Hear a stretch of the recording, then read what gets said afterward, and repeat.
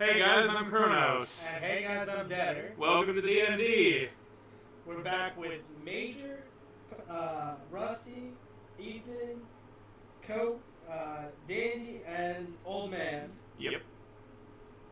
And if everybody wants to, you guys can do your intros. Go ahead. Whoever wants to go first can go. I mean, I can just do this story intro first, if that's okay with everybody. Alright. I'm fine with that. Go ahead. Yeah, okay, sure. Wait, what do Okay. Are we recording, by the way? Are we recording now? Is that good? Are we good? Yeah. Are we amazing? Yes, we are. Yeah, we're good. We're recording. Yes. Okay. Last time, on the ruins of Kelvaria, the party awoke, slimy and gooey, inside some form of awakening pod, and quickly clambered their way out, except Old Man, who seemed to like the gooey embrace of the sleeping device.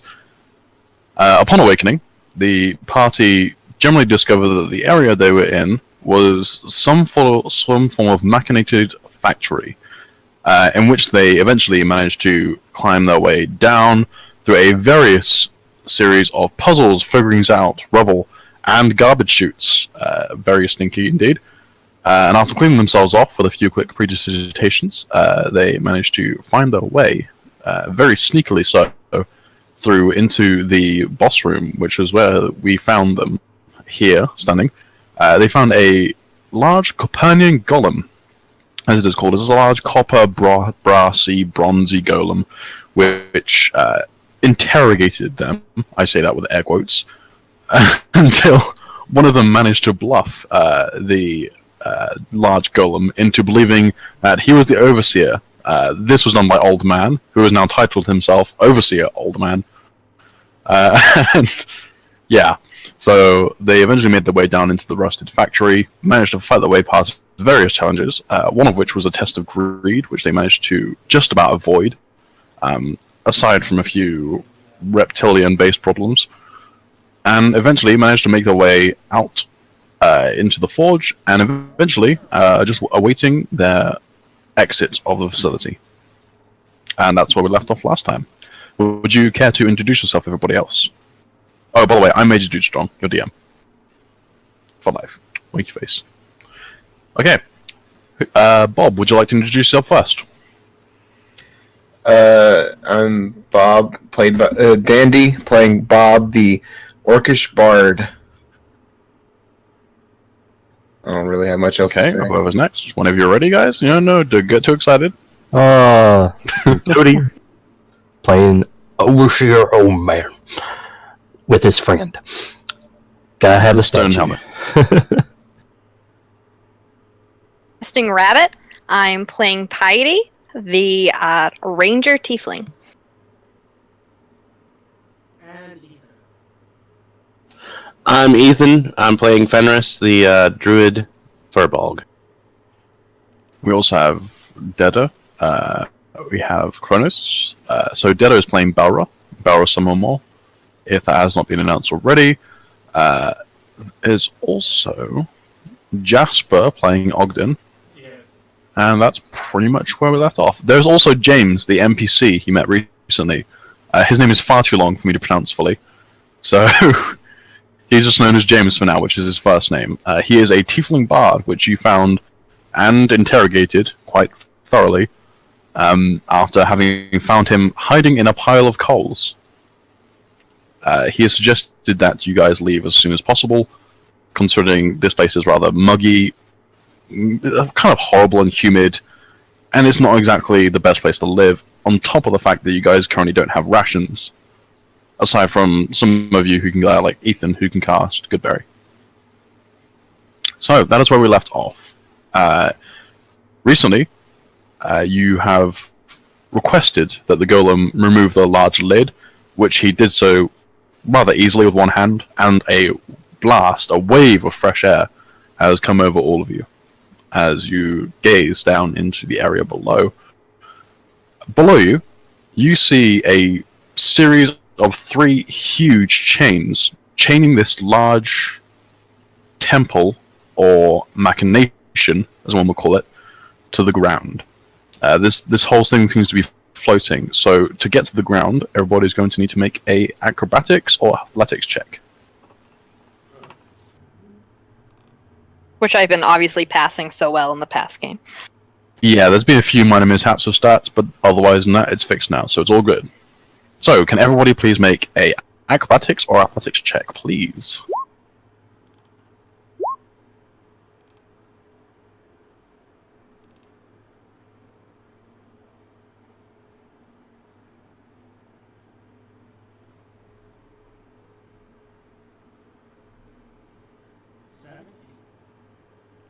I'm kind of scared now. Nice. Okay, let's see. Okay.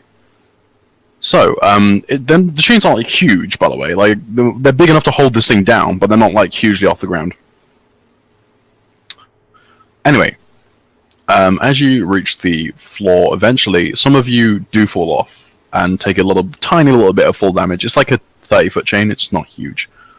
And you guys make your way down. Unfortunately, Ogden, Fenris, and I believe Old Man as well? Yes, Old Man. Grab it. Fall off of the chain, taking 1d4 full damage. As you've made your way down most of the chain, but you do take a little bit of a bump as you land on a few rocks. I pass everybody falling down as they're laying themselves down on the rope. I'm like, you too slow! Of course I take the maximum damage possible, why? Yeah, Ogden, your arm is quite heavy, so I'm not surprised. It's also in very bad shape. Oh, that's amazing. So, Yeah. I'm down to 12 Ethan. health, yay!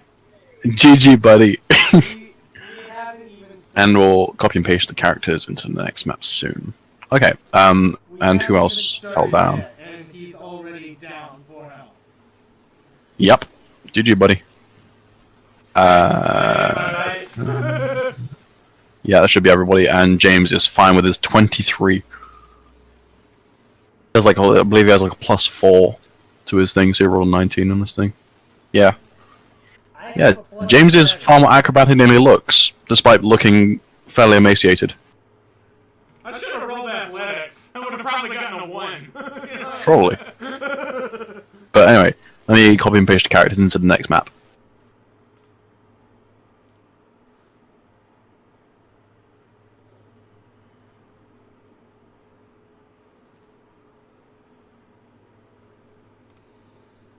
The forest, wow, I like this. Reminds me of the culling. Ah, yes, just like home. Now I can see why I took damage. Okay, I fell on trees. as some of you fell into trees, some of you fell into just pure land. As you landed and stumbled out into the open forest. As you make your way out, James does hold a hand up, and he goes, "Oh, hold everybody, hold! We're in a forest. That means there may be fae or forest creatures here. We should leave an offering." What do we have And- for an offering? And he places, he plucks a small hair from his head and places it on the floor, covering it with dirt. And he whispers something in a language you don't quite know. Any druid here? Yeah, Ethan. Yes. This is druidic language. Oh, really? Yes, he speaks in druidic. And in druidic he says, "Let the forest know me, for I am its friend." Okay. Interesting. Yeah. So he says that, and he's only plucked a small hair off his head, lays it down there, and he goes, "There, I'm good," and he wanders on ahead. So you guys can choose to leave an offering, or if you don't want to, then that's cool. Yeah, I'm I gonna will do most definitely leave an offering. Yeah, I'm doing the same. I'm gonna Yeah, do the I'm same doing- thing he said, and then say, "Please don't hurt me, magic things." Oh, Bob. I will prick my finger with my sword and leave a blood offering. Ooh, okay. That one's going to be interesting.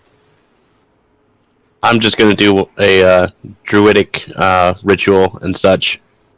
Oh, so you're going to use Druidcraft. Yes, that is exactly what I'm going to do. There you go. What are you going to do with your Druid crafting? Because you can usually make plants sprout and that sort of stuff as well. If you want. Yes, I will do that. Okay, what plant are you like making sprout? Like, you know, as a peace offering, would you like create like a small like lotus flower that just pops up from the earth or something? I don't know. That actually sounds perfect. Yeah, I know. I played the druid before. Okay, so you see Fenris go up to the kind of just the clearing that you guys are in, and Lee like wipes his hand gently over the dirt, and as he does so, a larger than normal lotus flower sprouts its white petals, glistening in the dew of the morning. You guys are, by the way, it's also rather early morning for everybody. You know, just around about, if you have to guess, about 6 a.m. We should probably forage for some food while we're in the forest. You can do that. And now that anybody who's left an offering can do that, actually. Anybody who hasn't will have to make a stealth check. I'm going I'm gonna use one of my making an offering. Oh, you made it. 3 eagle feathers. Making an offering. They were given to me by a wise shaman who told me they would play a role in determining my fate. Okay. You guys don't know where you are, by the way. As you leave the eagle feather, you hear a small rustling in the bushes, and that is all. No more metal snakes. When I hear that, I'm like, I thought my Make an heart investigation check if you want to. I thought my heart like, just see where skipped it a is. beat. I'd like to make an investigation check as well. Only old man can make the investigation check, considering you made the action. Watch it be awesome. Hey, double weapons. You've...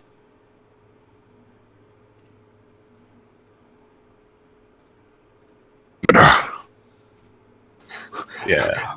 Excuse me, kiddies. Excuse me, kiddies. I farted. Do you actually concentrate that? I'm just passing it off. I did. Okay, so you guys do hear like a small soul-free smell fill the air. I think that's disrespectful to the forest. No, it isn't. It's just all natural. Things poop. Piety, Piety's very skeptical towards offerings. I'm gonna roll the stealth check, but she would probably, but she would at least wants to do a survival check at some point just to kind of look around the area. But first a stealth check, because you said we have to roll that.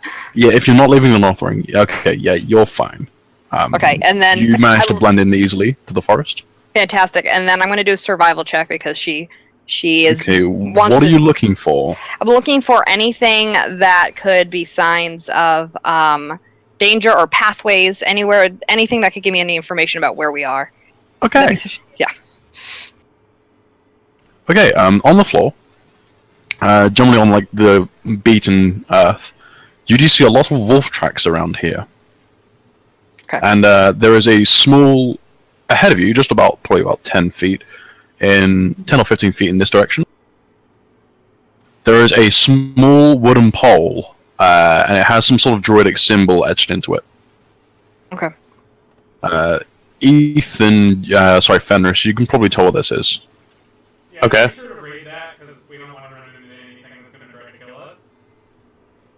I go over there and look at. Okay, so you go over there, check what it is. It is a symbol that druids would put to tell other people that, or tell specifically other druids, that there is potential companionship here in the forest. Also, it is also a sign of danger, so to spurn this would be dangerous. For anybody who hasn't made an offering, you'll now have to make a stealth check. So I believe that is just piety. Oh, I have to make Yeah. another one. Okay. No, you've made yours. Yours is fine. Okay, I'm fine. Anybody who hasn't made an offering yet should make one now. Did you make an offering? If not, the roll starts it now. As I just said and that doesn't seem to be anybody else. So, yeah, Piety, you're fine. You do seem to blend in with the general forest around you, simply by either by hiding in bushes or choosing long grasses to walk through. I'm pretty sneaky. You are pretty sneaky. Yeah, I did hit you, Barra. I did hit you. Don't worry. So yeah, you guys can begin walking ahead. Okay, do I need to do anything to come down from the tree, or can I just come down? Yeah, you can jump down. Like, it's just a tree. It's not a very big tree. It's just a small forest tree. Okay, I was making sure because I was like, you know how that with the cage went for Piety, so I didn't want to have to do that. Yeah. James is going to begin walking ahead. He goes, from my guesses, it should probably be about this way.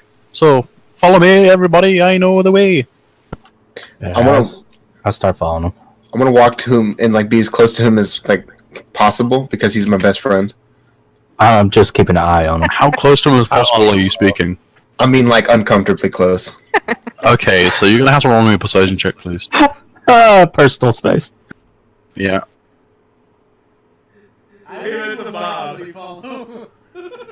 I will reluctantly follow. He knew he can't hold old man's hand, so he's trying James. Before we go any Okay. further, we should probably forage a little. I mean, we have no rations still.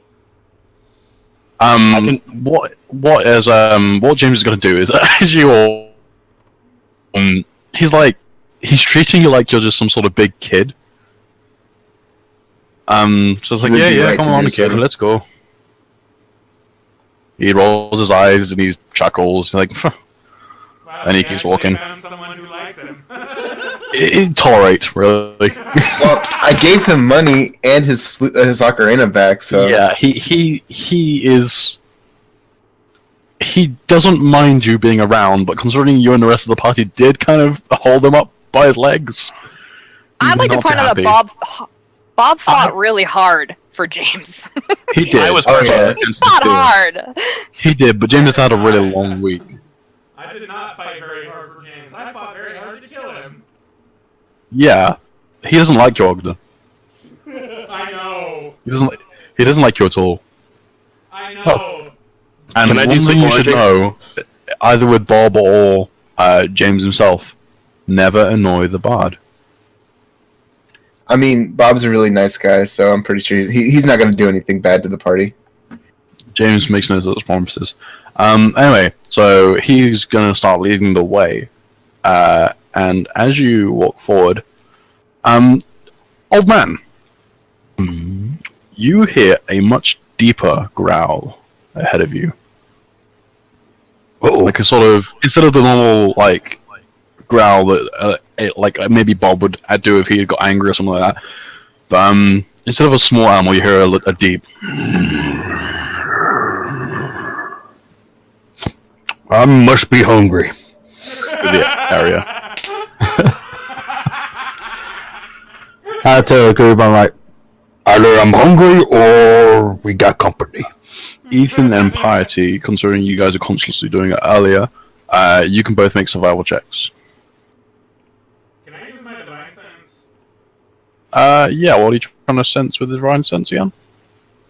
Yeah. Yeah, I'll use divine sense. Yeah, sure. Does divine sense does count beasts as well, doesn't it? I think so. I think it detects threats and It only detects Fiends. Celestials and Fiends and things. undead, I Right. believe. fiends and celestials. Devils. In which case, you do not sense any fiends or celestials. With the divine sense. Piety, you just about make the check. You manage to kind of move your hands across the dirt as you guys move forward, and trailing behind everybody else, you do take your time to notice that there are much larger wolf tracks heading in your direction. Okay. I'd like to warn the group yeah. about that. If I could. The wolf, our friend. Yeah, I'd like to warn the whole group that we're coming up on some much larger wolves. Okay, James is going to make a survival check to check around the area. While he's doing that, I look at Piety. I'm like, oh, that's okay. I've cut one in half before. Hearing that, Fenris would just say, "Everybody stand back," and then he would wild shape into a dire wolf. James is gonna be looking around. He's be like, "It's all fucking dirt." I start going to Fenris. I'm like, wolf. Yeah, you guys see before your very eyes, Fenris like kind of be like, "Okay, let's just get this over with," and straight into a wolf. Any wolf, a dire wolf. A dire wolf. Because I know about wild shape. It's like because of my backstory, I start getting my greatsword out, and I'm like, stand back. No! Wait! Wait, old man. My friend. To be fair, only Ogden and Bob would have seen this happen. This is Fenris. I just saw him turn into a wolf. It was pretty cool. God. I'm kind of scared, but Fenris is our friend. Bob, you're too pure. I listen, but I look at Fenris, and I'm like, Fenris, shake my hand. He doesn't have a opposable I hold out my paw to do that, I guess. Because I don't want to be hit by a greatsword. Good puppy. Okay. we're good. Let's go. Oh my god. Shake my hand, he said. I wish I could speak wolf, because then I'd actually try to make the wolf our buddy. I have a +4 in animal handling.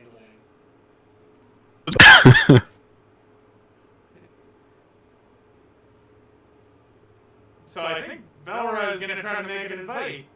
Yes. Well, go ahead. Bella, okay. Let's see how that goes. Okay, Go ahead. yeah. Do it. Do it now. Roll me a perception check, please. No, I'm not asking you to roll anything yet, Bella. Fenris, can you make me a perception check, please, with advantage? As you go into your wolf senses and you sense things. Yeah, as a wolf, this would, the 14 probably wouldn't be enough as a human. But as a wolf, you manage to sense that, first, there are about 5 wolves around you now. Just above you and to the side of you, hiding in the underbrush. Secondly, up ahead, there is a much stronger scent of another direwolf in the area. Lovely. And your presence being here as a wolf makes them uneasy now. Because they want to make sure that you're not going to try to become the alpha. Oh, okay. Lovely. Let's go become the alpha. I mean, if you want to. Important question. Do I get a popper? You can try get a papa somewhere.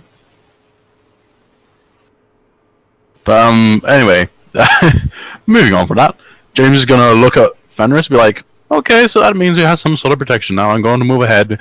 Good luck," and he's gonna start walking off. He's not directly leaving you, but he's like just walking ahead, just like, yeah. You guys can do whatever shebangle you want to do. I'll start padding after him, just, doing that. Too close to him? Yep. Did I get too close to him since he doesn't like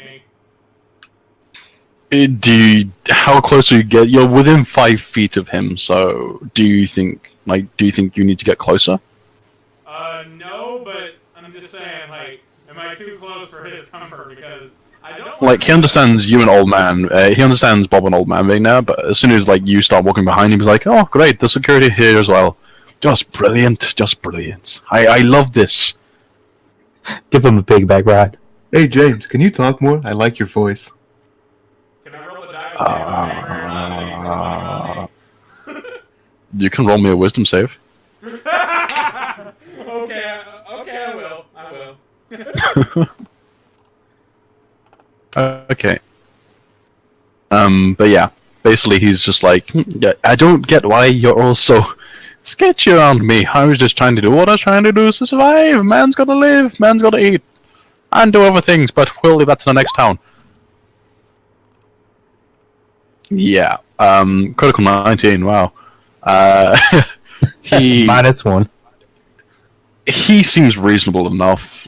He's probably been through just as much crap as you guys, if not more, having to avoid a huge demon that came running out. Okay, so I'm not angry, but I'm I'm just like intrigued by why he's being grumpy. Yeah, you're intrigued by why he's being grumpy, and you realize you guys have pretty much hounded him since you first met him. Okay, can I try to make amends? Is there a way to do that? There's not enough downtime right now. You guys seem to be traveling along the road.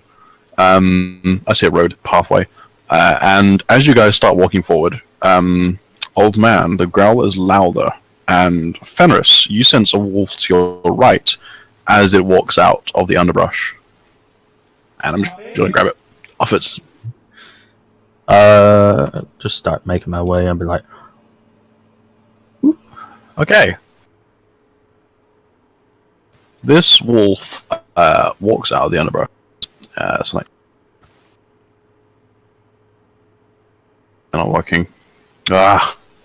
I'm still on the wrong layer. Of course I am. There we go.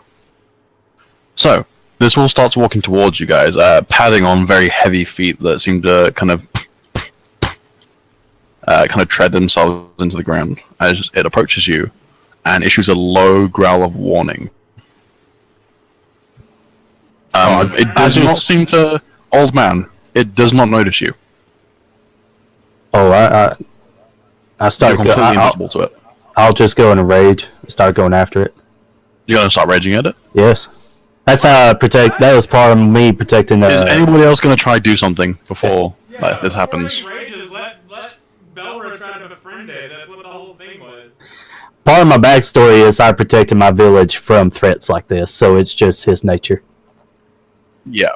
So before So we need old to- man rages. Yeah, we'd have to like talk down the old man. Wouldn't we? Yeah. So either a persuasion check or something else might be needed. I don't know. Whatever you see fit, old man. Old man, wait. We should probably try to avoid conflict. He's like mid transformation on raging. Because also part of his backstory, when he had a curse played upon him, he raged and he split a direwolf in half. Yeah. So I mean, when he sees direwolf, it kind of reminisces of what happened.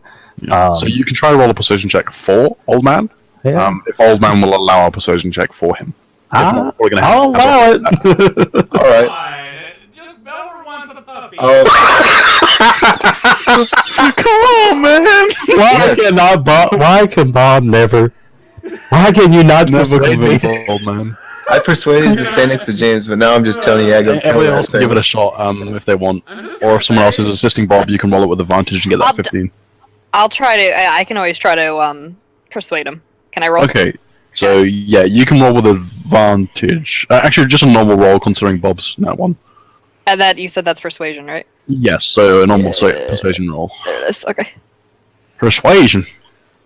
Nah. So you roll a 20. So Bob begins sniveling, and that's like, please don't hurt people, or the wolf, or the pupper. And you walk yourself forward, like, yeah, I've dealt enough with this shit. And you walk forward ahead of Bob, and you hold your hands up. And what do you say? I would like, old man. Listen. I know you've had some trouble with some direwolves in the past, but let's just see. Let's give this one a chance. Let's just give him a chance for Bob. Look at Bob. Let's just give him a chance. Think of all the youngins out there. Think of all the young ones. Think of the children. Sorry. I'll hold guard. I see that Monday. I'm going to swing at it. If you see anything funny, you just cut it right in half. Yeah. Okay, Barrel, what are you trying to do? That was animal handling. Can I make you my pupper? It is not your papa, but as you walk towards it, it kind of bows its head a little, kind of not prostrating itself before you, but as a sort of, I do not mean harm, I'm just protecting my land, sort of thing. I have a pupper. Like, this is obviously a territorial creature, it's not directly, directly aggressive. And as it bows your head, it goes... While he's doing this, I'm trying to see with being a furbolg, speech of beast and leaf, trying to communicate with it. Sure, what are you trying to say to it? Just going about, they know, they kind of stand the meaning of my words, but they can't do in return. I have to. It's a limited manner on how I communicate with them. Yes. Just look and go like, "What are you doing here? Are we trespassing?" It looks at you, cocks its head a little bit, and makes a no gesture. Like it shakes its head. Okay. But it does kind of knock its paw on the floor, and other wolves begin to appear. So this is definitely its territory. But you're not trespassing. Look at it. Yes. Let us go through. No problem. You attack, problem.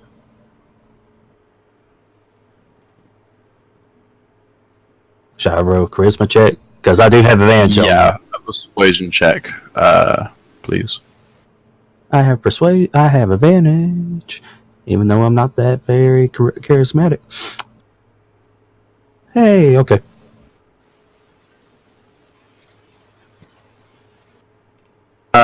No. It doesn't seem persuaded by you. Now with a 15? It does understand. With advantage, yeah, exactly. It doesn't seem persuaded by you, but it does know your intention. Okay.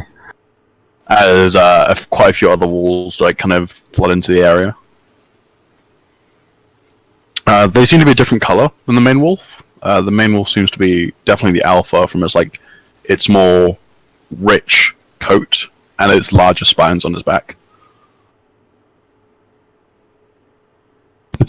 I see the other ones. I'm like, oh, puppies! Only one of them is a puppy. It's this one here. For how small they are, compared to me finding direwolves, I find them all puppies. Yeah, that's how big it is. I forgot to resize it. So yeah, basically there is one tiny dog, one tiny wolf with them, and the rest of them are generally about 4 foot in terms of general area, and the biggest one is about 10 foot tall, which towers over most of you. Oh my god, it's a mutant! You could potentially say that, but no spoilers. Also, Fenris, is he one of the big-sized wolves or what? Fenris is a direwolf. You can decide what size direwolf you are. Well, Fenris is on the tall side for a furbog, so you're going to be naturally tall. Yes. Direwolf. So you're generally about the same height as this thing. Okay. As Also, direwolves tend to only be about 8 foot tall. what I was gonna say was, so this thing knows we just want to pass through, but it's not going to let us? No, it knows you're going to pass through, but it's just kind of checking you guys out right now. It wants to make sure you guys aren't going to hurt it or its pack. Oh, okay. And it seems to be generally sniffing at you, old man, and it snarls slightly, smelling the blood of its kin on you. Yeah.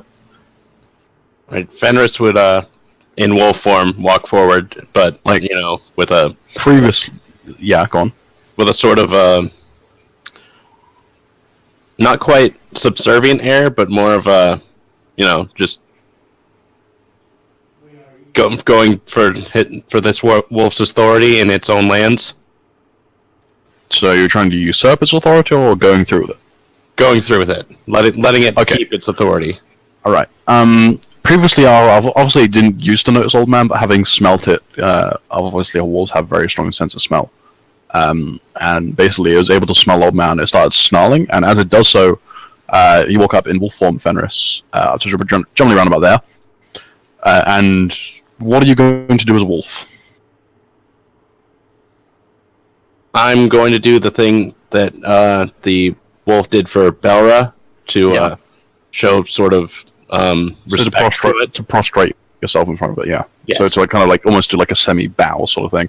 Yes. So you semi kind of bow in front of it, and it does seem confused by your presence. Naturally, your color is the same color as you are, Fenris. So you're this kind of light pale blue direwolf, and it looks slightly confused at your presence, but doesn't seem to give you any protest. And Okay, kind of awesome. gestures with its head leave now. Okay. That sounds good. To show that I'm not a threat to You put your sword on the ground, and as you take it out, it does not seem to like immediately begins to back up slightly, and doesn't snarl, but it's like its eyes are like wider and more alert at your presence. Now one of you has drawn your weapon. I didn't draw it. I put it on the ground. But you had to take it out and put it on the ground. Oh, you kept it in a sheath, right? Okay, well it doesn't wreck on that. It doesn't wreck with that. But it does seem a little bit wary of wielding people nearby it. And let's make a persuasion check with James. Give us a moment.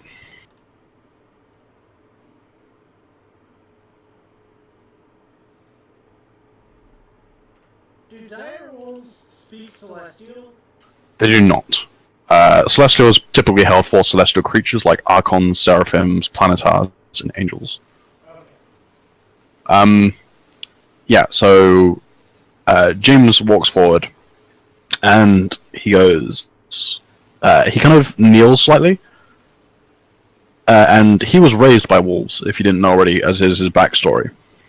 And he kneels down, and he says something in Druidic, kind of almost cupping the wolf's head in his hand, and it leans gently into his hand, and he basically says, "Arfarin, Kirin Farin," which in Druidic roughly translates to, "We come as travelers, we walk our path." And the wolf kind of lets go and backs away into the bushes again. No. You guys wanted to kill him. Yeah. If you had killed him, as he grew up with wolves, he naturally smells of wolf fur, and they would have smelled that on you and would have attacked you instantly. Ah. I would like to compliment James, an actual compliment to maybe get him to warm up a little bit, which is Holy I'm shit, really my glad we compliment. kept you. You know. I could see why my character You're didn't useful? like him. Yeah. So sorry. What are you saying to him, Piety? Oh, I wanted to compliment him. Like, I'm glad we kept you. You're gonna prove useful. He looks at you and goes, "Yeah, more useful than some." And I actually, he jokes as he says this, but there is a hint of sadness in his voice. I give him like, I'll give him a knowing nod as a wolf. I give him a tough love pat on the back, like I'm like, good job there, and I don't say anything else. I'm pretty sure he was making fun of Bob, but he's just gonna like not notice it.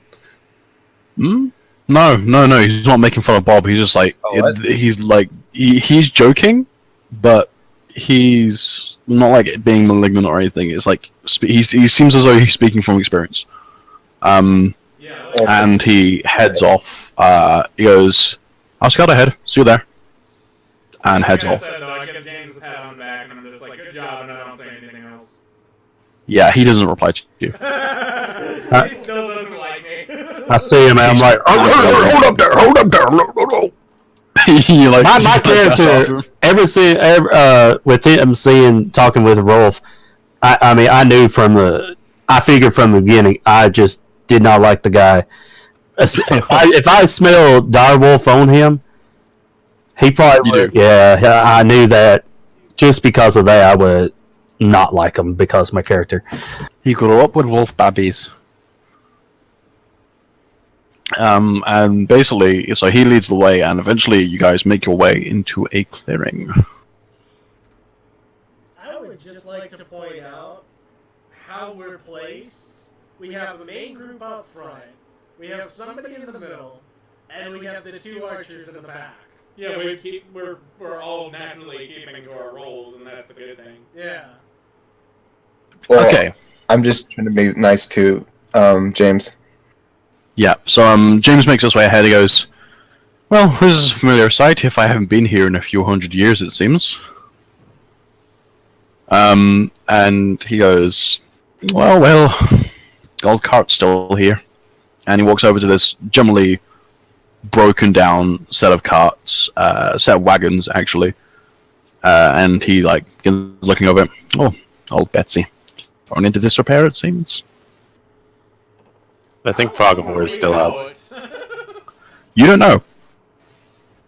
I have a feeling You never actually asked, I believe. Wait, if we were out for like a long time, then Bob's whole thing of like having to make payments or whatever probably wouldn't still be a thing. Or it isn't. It's just a really shitty tax system. You actually you have to pay like child support for like the grandchildren. I was about to say, are we supposed to see the map? You might have fog of war. Yeah, is there fog of war on? Yeah. There should be, but I tried to get dynamic lighting working, but it isn't. Yeah, I can't see the map and neither can There we go. We got him. So yeah, James walks over to his caravan, and he's kind of passing it down, cleaning it up, and he pulls out a few small rations which have gone off, and throws them in the bushes. Yeah, I can't go over there. And everybody crowds around him. Oh yeah, I'm seeing what he's doing. I'm curious. I don't trust him. I will show a brief moment of kindness, and I will place my hand on his shoulder and console him that he hasn't seen this in so long or whatever. He looks at you as, I mean, I appreciate the gesture, but it's kind of obvious. What's kind of obvious? I haven't been here in hundreds of years, mate. Of course I haven't. Been locked up in that old place. I'm just trying to be nice to him because I feel kind of bad for being a dick, you know. He's not being nasty to you, he's just like, come on, like, don't say the obvious, please. Well, I'd like to- question. Yeah. Is there an actual campfire there? That Is it is brightly lit? it is not just a campfire, it is a small pot with what seems to be a glowing, like lava-esque liquid, and as he walks over, he goes, nice to see my Eversource is still working. Would have thought someone would have stole it by now. Yeah, I look at him and I was like, does it seem like somebody was here? No. No one can actually see this place but me and anybody I decide to. It's it's a little bit like some of those spells you get, like Mordenkainen's magnificent mansion, except this is just me hot an encampment. I've put enchantments around here ages and ages back. To see that they're still working is beyond me. And as you keep saying this, he ignores you, and he's kind of speaking to himself at this point. Yeah, I'm going to start looking at the ruins of the carts. As you go to look over to go like loot and look through them, he goes, "Hey, I'm touching. It's mine." I'm still a wolf. I'm just sniffing. I'm He doesn't curious. care. He knows who you are, Fenris. So I have a question for the GM. So are Yes. we so this area, even obviously we didn't know where we were inside the last place we were at, but this area is all new to us, correct too? Yes. Yeah. So I'd like to ask James then, like where we're located, like more about you can't this area. currently see James because as you yeah. see, you know here. Yeah, I got to move forward. Yeah, Yeah. you see this purple against the orange? Yep. Anything in the purple is where the normal place is. Anything in the orange is where his place is. Got it. Okay. So you see this kind of slightly shimmering barrier as you walk in, and now you see this lovely campsite place. As people are walking by, old man, he goes like, boring now. We can actually see the campsite, or is he hidden it from some of us because we don't trust him? No, it's just the fact that you can all see it now because he's let you in.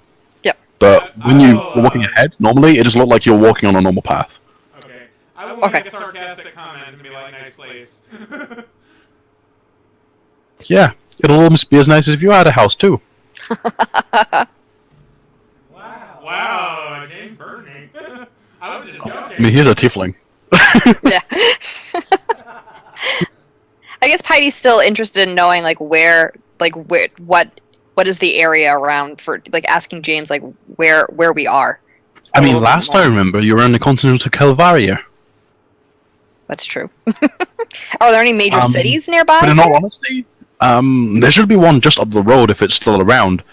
Big old city, big city. But with how much time I reckon I've been in there, I'm gonna reckon it's probably just an old dusty village by now. Okay. Used to be a big city here, of course, but with time, everything crumbles. Not a lot around here nowadays, obviously. Okay. And a few times that out here, probably wouldn't be, well, I guess I probably slept through the cataclysm. For a bard, you're awfully depressing, ain't you? Who's saying this? Bella. He goes, For those ears, you're awfully sharp, ain't you? Oh. He's gonna keep cooking. I clap him on the back and compliment him on that burn. He does not reply to you. He's just stonewalling you right now. Can I go out and forage in wolf form? You can go and forage in wolf form. You need to make a survival check with advantage. Okay. But he seems to be currently like cooking some form of brew over the fire. It's dark, red, and bubbly. I'm gonna stand behind him and just like stare over his shoulder and watch what he does. Okay. Yeah, old man's trying to smell it. Same. Have any of you ever smelled Calpol medicine before? No. Well, it basically smells like a little bit like disinfectant, but also kind of like berries and like red cherries and stuff. Oh, my character says smells clean very literally and then leans back up. Yeah. So what does a 19 get me? Just keep cooking. A 19. What are you trying to hunt? Is the question. Well, I'm a dire wolf, so probably a deer. Okay, so you come back with a large stag held between your jaws. And James looks at you and goes, "Oh, enough to feed the king then." Nice. And he smiles and goes, "Come on, pass it over here. I'll start cooking. Everybody else, get yourself set up for the night." As I am a Templar, I salute the deer for its sacrifice. Yeah. Old man will actually say thanks for the food, that energy that it provided for us. James is a little bit busy cooking, so anything you want to say in downtime now would be good. Can I pet Fenris? Do you want to be petted, Fenris? Low growl. There's your answer. He won't let you pet him, but he shook my hand. I will take the downtime to inquire about James's previous life a little bit. Like, I know he's not probably going to answer, but just, can I try? Is this you, Ogden, or is this Fenris? Sorry, your voice is a little bit. Or is this Balro? Or who's speaking right now? Okay, yeah, thank you. I thought you were Ogden. I was like, maybe. So yeah, are you gonna like sit beside the fire with him or something like that, or what? I'll sit right here. And I'll wait. So yeah, you sit beside the fire with James. Everyone else, by the way, if you want to do like casual chatting and stuff, you can do so in the Roll20 chat bar. You can use /me to roleplay if you want to. Let me show you.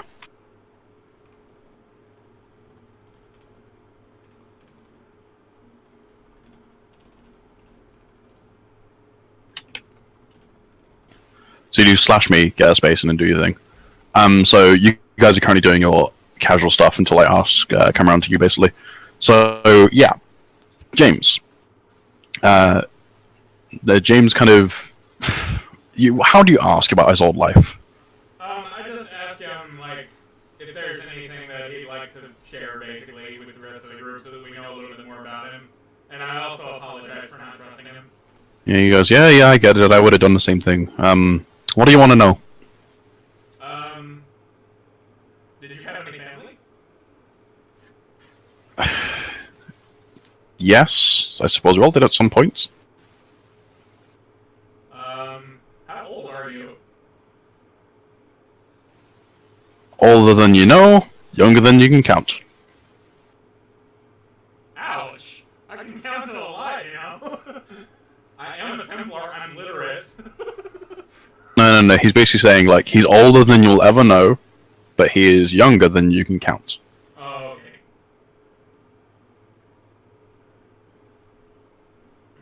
And he's just continuing to cook this stag right now. Ethan, by the way, after a while, you turn back into Fenris. Yes. Yes, I do. Also, I want to ask him, like, what was his caravan for here, anyways? I used to be a traveling performer with a few friends of mine. Unfortunately, the last I can remember is, I don't know, it must have been a couple hundred years back, because everything here is new then. I was a performer. I was originally raised by wolves, so I was known as Wolfman, or the Dancing Devil to some. And I was famous, really, hundreds of years back. And I would perform everywhere with my friends, and eventually either they petered off, and the last ones we had remaining were either killed or knocked out, is the last I remember, before waking up in that horrible facility. I will also ask him if he has ever heard of any Templar nearby, like any Templar orders nearby. Haven't been Templar orders in a long time, boy.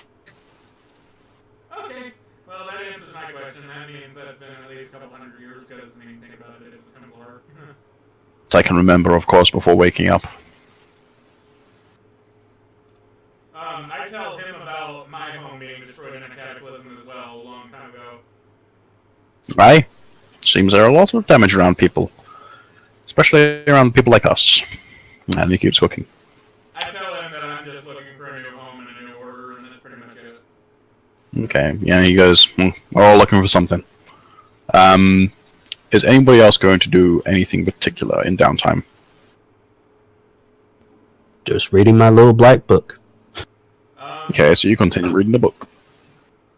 I got a question. Is there any stones around that can be used to sharpen weapons or anything, just out of curiosity?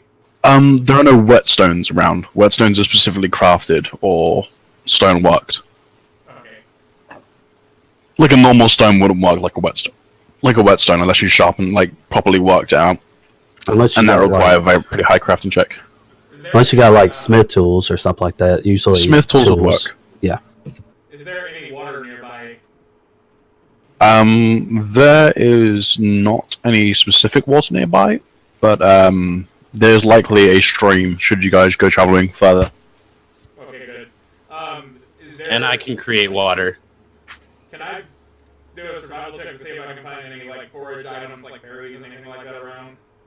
You already did a foraging check today. Most of the foraging has already been done today, really. Okay, so... And it's beginning to climb towards around about 7 PM by now, after having traveled a long way through the forest. Okay. So it is dark now. It is dark. Should we rest here, or continue along the path and risk getting attacked by something in the night? James, no matter what you're going to say, is going to stay here with his stuff for now. Okay. So... And he's going to say, if it isn't anything to you, and if you'll allow me, I'd prefer to stay here for a while. Okay. Like, so you can vote on that whenever, probably before you go. But he says, of course I can let you rest here, but unfortunately I can't have too many people around in this space I have between spaces. Otherwise, people are going to start noticing I'm here. Okay. So that means he needs to kick one of us out. No, Well, he's Fenris basically just saying, like, you can stay for the night, but he doesn't really want to be noticed. So anybody who is staying cannot stay more than one night here. Otherwise, things are going to start becoming noticeable. So what does everybody want to do? Do you guys want to go ahead or wait until sunrise?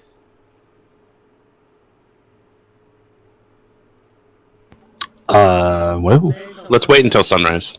Yeah, it's always better to Yeah. travel during the day. Okay, so we get a rest.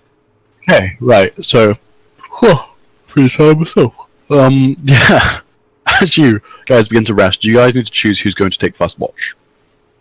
There's going to be 4 sets of watches. I'll take take first. Oh. Oh, So yeah. eager. Well, it's more than one. It's more of us. We can actually split up the group in 4. Yeah. So. Wait, is there anyone who's like a full elf? Or anybody who has fair ancestry who can chance. We Yeah, should I'm be- in trance. I have faith Yeah. ancestry. Yeah, you- which means you can trance. So you can only sleep for 4 hours and then get full long rest. Do we have bedrolls? Yeah, you should have bedrolls. Okay, I use one and I put it by the fire and I lay down. Yeah, so you lay down by the fire, and James begins to set his up as well. He goes, I'll go second watch, if anybody will join me. And he just gets into his bedroll and snuggles up. I'll join After second having watch. eaten a hearty meal of stag. So join Pike second and James on second. I'll do a third Yeah. watch. Pike and James on second. I'll do third watch too. Third watch is Fenris, I believe. Yes. Yes. And Bob. Fenris and Bob are on third.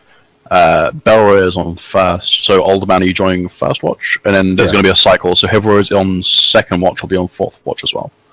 So Piety and James will also be on fourth watch. Yeah, I'm on first.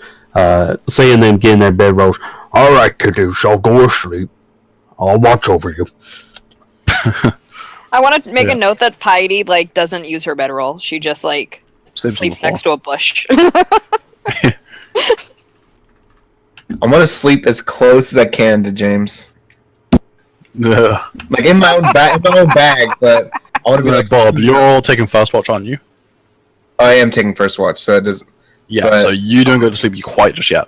All right. Well, I'm thinking first. It's first and third, right? Choose. Yes. Okay. Well, no, it's first. It's just the people on second need to take fourth. So James and Party will be taking fourth watch. As soon as you've had your first watch, you'll be sleeping. Okay. Well, I thought it was going to be like people. The two people took. It was first and third watch the same people, and second and fourth are the same people. Nah. Okay, yeah, I volunteered for third with Fenris. Okay, so who's taking first watch? It is Barrow, isn't it? But I bet somebody's gonna call me lazy for just sleeping and not volunteering for watch. Well, I mean, Old Man was first. Old Man and yeah. So Old Man, you're going to take first watch. You can choose where to sit for that. Same rock I am. Just looking over my book, So somewhat. You're just looking over everybody and looking at you. Are you focusing on the book? Not as much. Okay. So I'm going to need you to make a perception check as everybody takes their rest.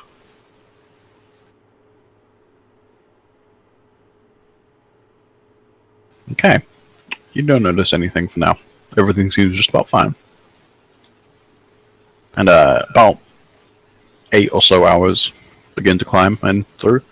And you're beginning to feel quite tired, so you fall asleep against the same rock you're watching over. And James almost periodically wakes up and suddenly goes, "Meh, second watch." And he just says, "Your party, come on, yo." During the first watch, I wanted to, as I was reading my book, I finally got to part of the book that is me having the dream of me becoming the overseer and having James pulled upside down. And I kind of look at him and like, So you kind of yeah, I go right to sleep after that. So yeah, James gets on and goes, "Same as usual then." Old man Goes, snoring "Yo," wakes me up. and looks over it. Old man snoring He looks wakes over me it. up. I go sleep by the wagons. Yeah. Piety. Yep. You and James are taking second watch. And James goes, "All right, take your position." And he climbs on top of one of the wagons. Yep, I'm And gonna keeps a look climb up on in there. top, and I'm gonna try to climb on top of this thing. Whatever that is. Okay, so you climb on top. So you go outside of the I know tent. I'm outside. Yeah, I'm outside of the little whatever that is. So you're going to make a perception check normally. But you're also going to need to make a stealth check. Okay. So, do I start with the stealth or the perception first? Doesn't matter. Stealth first, then perception. Okay. James is going to make a straight up perception. He looks a little bit worried as you go and he goes, "I wouldn't advise that." Yeah. Let me just get the set. They're all bad. I will wake up from insomnia, and I will see the book on the ground over by Old Man, and I will read it up to the point where James got held up, and I will laugh. Yeah, when you read the book, at least from where it starts, the book, it just goes over how I viewed my backstory of how my eye was taken from a hag and I was cursed and how I could see spirits. The fight with a mechanical snake saying, "You will not sting me." And then the part about I am the overseer. Yeah. Okay, Piety. Yep. I saw I rolled some bad numbers. You did. You don't quite notice it, but from a side, a nearly quite large, giant-ish hawk lands and begins watching you. It has beady black eyes that are completely colorless. Okay. And you said I don't notice this You happening. do not notice it watching you. That's... James is going to make a check.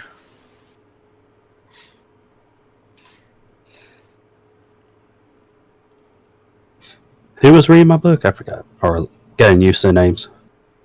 And doesn't notice it either. He doesn't notice it either. Okay. It seems to be almost wreathed by shadows. It was So me, I was reading your book. Okay. I'm logged in. Just so Okay, you know. okay. it's gonna wake up old man to be like, "Yo, son of a bitch!" No, I was about to say, Ogden,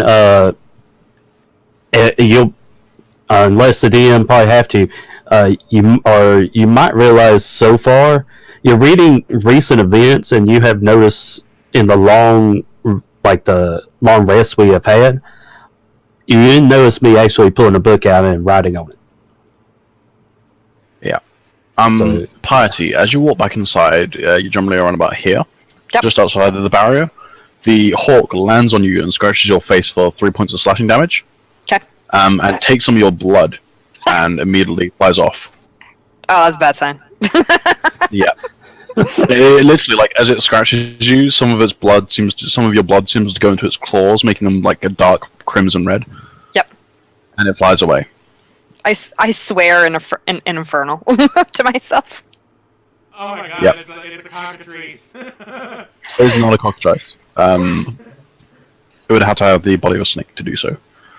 I know, I'm joking. It just seems to be like a normal hawk, but when you noticed it, Piety, Yeah. you could definitely see like the shadows kind of dripping off of it. Okay. Like it seemed to be made of solidified darkness. Okay. And you managed to make your way back inside the camp. Okay. And as you enter the camp, goes, "Not all bad, what, Jay? Oh, you look a bit damaged there. You fall on a rock or something?" I wish. I'm gonna let James know that that weird shadow hawk creature just You came and attacked me. It was hold up. What? Yeah, I just met a wonderful friend of that just And you decided sure? to give me. Oh, And I'm you sure it was made of shadow? Made a shadow. Everybody get up, we have to move. Okay.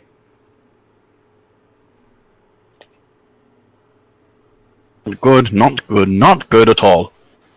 Could I do an investigation on my wounds right now, so I could like get a better Yeah. feel for it? You can like take like a bit of blood away and that sort of thing. Yeah. So you take away a little bit of blood away from your like the cut on your cheek, and the blood is completely black. Okay. It's not constantly bleeding black, but like from the wound, it seems to be like dripping the same shadow that the thing was made out of. Okay. Do you need healing? I need healing. I don't know. I feel like there's plenty more rocks that I should probably fall off of first before you start healing me. Yeah, but James is getting everybody up. He goes, "We don't have time. We need to get going now." Okay, let's go. He kicks you awake, old man. James, like Oh, what? that was. I'd like to ask James like why he's so frantic right now. Like why are you so like? I have been in worse scrapes than this before. What's so interesting about that bird? Because that wasn't just a scrape. That was a summoned creature, which means something's watching us. And if it has your blood, it can watch on you, which means it can watch on me, which means it knows about this place now. Ah, okay. I get kicked. I'm like, Which means we have to go, and I have to move home again. And Bob is still asleep during all of this. old man looks at He James pushes you like, like, "Wake up, buddy. Come on." old man's like, home is everywhere. Bob gets straight up. Huh? What? Oh hey there, James. Yeah, no time to waste. Just get up, pack your things, let's move. Fenris Oh, yeah, says he can Captain. carry like at least one or two people if he wild shapes. Old man looks and he's like, where's my book? We can go. You see Ogden carrying. Is it Ogden reading it? Yeah, it was. Yeah, you see Ogden carrying your book. Whoa, that's not yours. I'm sorry. Give it here. Give This is it the day here. that Ogden dies. You might as well re-roll your character now. I give the book. This is why I don't trust him. It's because he stole. Now give it here. I didn't steal. I borrowed it. Without telling me. And stealing. Well, I didn't want to wake you, old man. You probably would have killed me. It's mine, big. I just wake me up and ask. Can I read your book, old man? For the sake of brevity, did you give the book back to the old man? I was about to say roll persuasion. I want to see if you could persuade me. Sure, Bob, roll persuasion. Alright. We're going to need a pretty high check. No, apparently not. I don't think. Does that persuade you? Does that persuade you? Oh, it does! Oh, it does. Yes! Finally! I feel like it's more like one person see it, so you might as well all see it. I mean, I persuaded James into letting me stay close to him. I get the book from Ogden, and I'm like, I hear you, and I'm like, well, we're going to be traveling, I suppose. Yeah, so you give the book to him, and James goes, "Alright, everybody step outside the camp." I want it back, though. I'm gonna go James. I'm gonna while walking. I'm just gonna like flip through the book. And I look at him like, don't lose it. Don't drop it. Everybody get outside of the camp, so everybody get into the purple stuff, basically. As we move out. Yeah, so you basically get outside, and he goes, "I hate to do this. It takes so much energy," and he claps his hand, and the whole thing disappears. Darkness. Well, hello, darkness. And hello, you just about see you can just about see yourself and the edge of the cart. You know, so that'll hold for now. Now let's get moving to the next town. I'm just gonna move you to the next map. While this is going on, I'm like flipping through the book. Is there anything in particular I'd notice or see? A couple of notes of you not being able to persuade me. Oh, so it's like a journal. It's not a journal. It's a trinket. What it does is it writes down as I have a dream. It writes it down in the book. And what you think of Bob is it's just like what you think. What happens to Bob in your dream or whatever. It's my id and super id. It's just wherever I dream of. And I told Ogden some of what it was in there. Yeah. All right. Okay. Yeah. Right. As you guys enter, there's a small sign which just says Edgecliff on a small, fairly broken down wooden sign. And James enters the town first ahead of the rest of you. It has been quite a tiring night. Ogden, Piety, and Fenris did not gain back their hit points. So whatever hit points you may have had before, but you probably had whole anyway. So in case any of you took any damage or anything like that, you have not recovered that yet. Would I take? I'm gonna take away 3 points for that big old bird, right? Ogden keeps his current health as well. And we- Fenris already has full from his long rest. So Could we? Well, I wouldn't have to worry about. I mean, it's 1 HP, but could a hit die be spent? no, you didn't have enough time to rest. It was like generally about 3 or so hours before the next rest. The 8 hours had passed, but were you asleep were you awake for the first watch, weren't you? I was, and then the second. So no, it was about 3 hours into the next watch. Be like a short rest, wouldn't it? Well, 4 hours is just a short rest. Just about 3 or so hours into the next watch, so you don't have the benefits of doing so. No. However, you're not considered exhausted, considering you have rested at least. Could I at least make like a makeshift bandage for like my arm? I don't have to get any points back, but could I at least? Do you have a medicine? Wrap it up? Do you have a medicine kit, a healer's kit, or a herbalist kit? No, I don't. I was just gonna rip my shirt and like. You can buy one if you ever get gold. I can perform a medicine check and do practically the same thing. If you have medicine or herbalism kit or anything like that, then you can like attach a balm to it and it'll do healing over time. Okay, I will apologize to Old Man for eavesdropping, and also I will thank him for saving us in the ruins. Yeah. It's okay, kitty. I'll protect you. I'm also gonna hand him his book back. Okay. But yeah. As you guys are walking ahead, James is going to. He has what seems to look like a small snow globe of his own camp, and he puts it in his pack. Oh, nice. So, and he kind of just begins heading off ahead and goes in this general direction. He goes, "I'll see you around. Just don't go doing anything stupid." And makes his way to the nearby end. Hold up! Where are you going? He kind of walks off, and leaves before you get the chance to catch up. Yeah, I figured that, but I was, as Bob did give me the book, I'm like, well, if anybody else wants to read it, I suppose, just because Nat one, you just persuaded me so much. You finally did the job. I did what I'm supposed to do. Are these townspeople actually there, or are we just like, are they just decoration? They are tokens for people or businesses. Okay, so You can interact with them. Okay, good.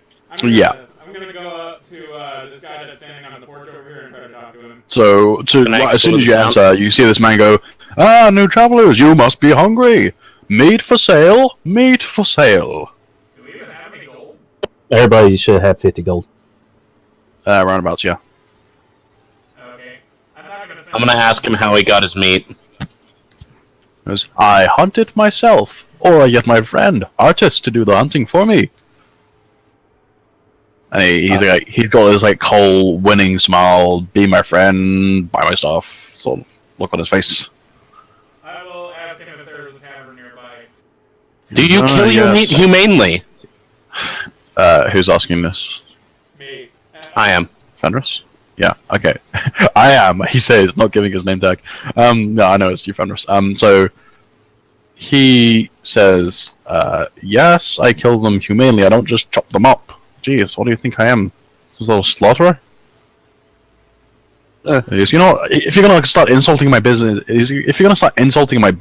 I don't want you in my shop. Thank you. As a druid, I need to know these things before I'm able to buy things from you. And being a Furbolg, I heard this, and I was like, he don't need a fence. He's just... You guys are all walking up to him. You guys are all walking up to him. He's like, whoa, whoa, calm down, one at a time, please. So I asked him about the tavern. He's like, Did he give me directions? He hasn't yet. He's like, oh yes, everybody wants to go into the tavern, don't they? So you know the directions? Actually, I want to talk Are to you going to this- pay me for directions? No, thank you. I don't have that much money anyways. How much is your food? He's like, he has this finally a customer sort of look on his face, and turns to you, goes, "It'll be about 5 silvers for a normal piece, and 10 silvers for a premium piece. You can choose whatever meat you like." I'll give you a gold and get 10, and I'll 10 give premiums? Yeah. He is bloody hell, yeah. This is a day for business? Alright. He goes, come with me, and like kind of ushers you into the store. I have a question, and pardon me for being a noob, but does food heal us or no? Food does not heal you, but it fills you up, and is necessary for you to survive. Okay. And you walk into the shop, and there are like cuttings of meat here and there, which are kind of being refrigerated in a way by what seems to be these frosty-looking glyphs. Only Old Man and the butcher can actually enter the shop because it's quite cramped and small. And he pulls out like a large chest, and he begins like shoveling meat into your hands.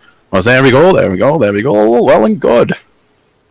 Yes, this has been the best business I've had in months. Can I make a survival check just to see how well kept and how... You don't need to. This is kept obscenely well. Okay, yes. okay. I just wanted to make sure. Yeah, he looks at you and he goes, this is a family business. My family have been doing this for centuries. Can I try to persuade him to not have to pay? No. like sneak in the door. Hey, don't pay him. Exactly. That's the sort of reaction that you would get. And he'd probably look at you, pull out his cleaver, and start like kind of saying, "Get out my store." If you want to try and not pay him, but he will take your 1 gold, so you can mark off 1 gold, and he gives you 10 pieces of this rather premium-looking deer. Like this is proper good cut. Okay, I will also spend 1 gold. Getting the same thing? Yes. Okay, so both of you can add 10 pieces of premium deer to your inventory. How much Is it would more you say premium this than the was? deer I found? What? Well, is it better than the deer that I found in the woods? It's not that it's better. It's just much more refined in terms of preservation and cooking. Oh, okay. So just, I was wondering how much would you say that 10 premium would weigh? 10 premium would be well, it's probably about like a couple pounds per. So about 2 times 10, so 20 pounds overall. Yeah. Okay. This is a pretty big head. Like this is a lot of meat you guys are carrying. Because I didn't know if you was wanting to do encumbered or not, so I was trying to keep it up. Can I? Not yet. It's 5 gold for a normal and 10 gold. Sorry, 5 gold, 5 silver for a normal, and 10 silver for a premium. Can I sit? And it looks like Prices went up because I bought them all. he doesn't. Looks like he doesn't have much left, and he looks like a very happy man. Can I, like- How much does it weigh again? 20 pounds for 10 pieces, so it's £2 a piece for premium. How do you like to stick her head in the door and just like ask, like, "Hey, you got any vegetarian options?" He goes, I'm a butcher, dear. Where Do you can think I have any vegetarian options? Where can I go for some cabbages? For cabbage money? If you need cabbages, then I would advise going to the hunter down the street, Artis. He's also a bit of a herbalist himself. Great. And knows his way around a good plant. Great. She just like walks off fast. Yeah, so you head over just about. By the way, what did you say this town's name was again? Because I'm going to give this media description. Engecliff, so Engecliff. Okay, can I duck? Can I? How big is the door? Am I gonna have like the duck to get in because I'm like 7 feet tall? You will have to duck to get in. It's like a normal human-sized door. As Yeah, I'm gonna squeeze through. Hi there. as I walk out, I'm like, go, go, go, go. You sound so much like Winston. Hi there. How embarrassing. Anyway, so you walk up and he's like, oh. Oh, by the way, since I bought He's like, oh, hey there, buddy. And he looks terrified by you. Hi, friend. Do you have any dried meat? I can certainly try some meat for a good price, yes. Oh, how much? She is completely oblivious to him being terrified. Oh dear. Yeah. So he was like, yeah, he does like give you a thanks, by the way, old man. But he goes, well, what kind of meat do you want? What do you have? I have some. Sorry, I have some deer. I also have some cow, some beef. I have some chicken, and that's it. I'll take a cow. That sounds nice. Make me an intimidation check, just to see how intimidating you are in figure. Okay. As you're like, the more you interact with him, he's like, "Oh my god, this guy isn't a threat." So, how much cow are you taking? How much beef? Well, it's dry. It's like I want it to be like jerky, you know, so it's like preserved. Yeah, but like, how much beef jerky do you want? Like, That's the question. This is a good question. Like, you're a big guy, so you probably need like quite a lot to eat. I'm gonna set down 2 gold. 2 gold, and you just want as much as will fill you up for like a week. Yeah, as much as I can get. Oh wow. Because Okay. He says, "Come back in a few 2 gold. hours, and I'll see what I can do." And he quickly like swipes the 2 gold off the desk, and pockets it. He goes, And then "I'll I'm see what I gonna- can do. Come back in a few hours when it's ready." Can I extend my hand to shake his hand? You do, and he tentatively shakes it back. And when it's gonna be like Please, really, by the way, no one else move when I'm not indicating. he's gonna Like, do this is a it. free move area.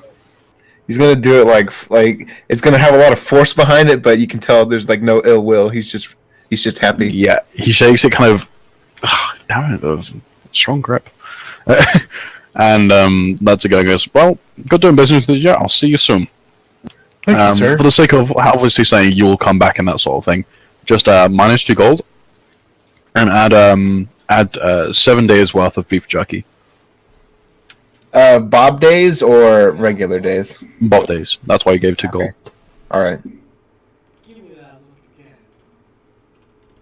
I'd like to talk to the cabbage seller. Okay.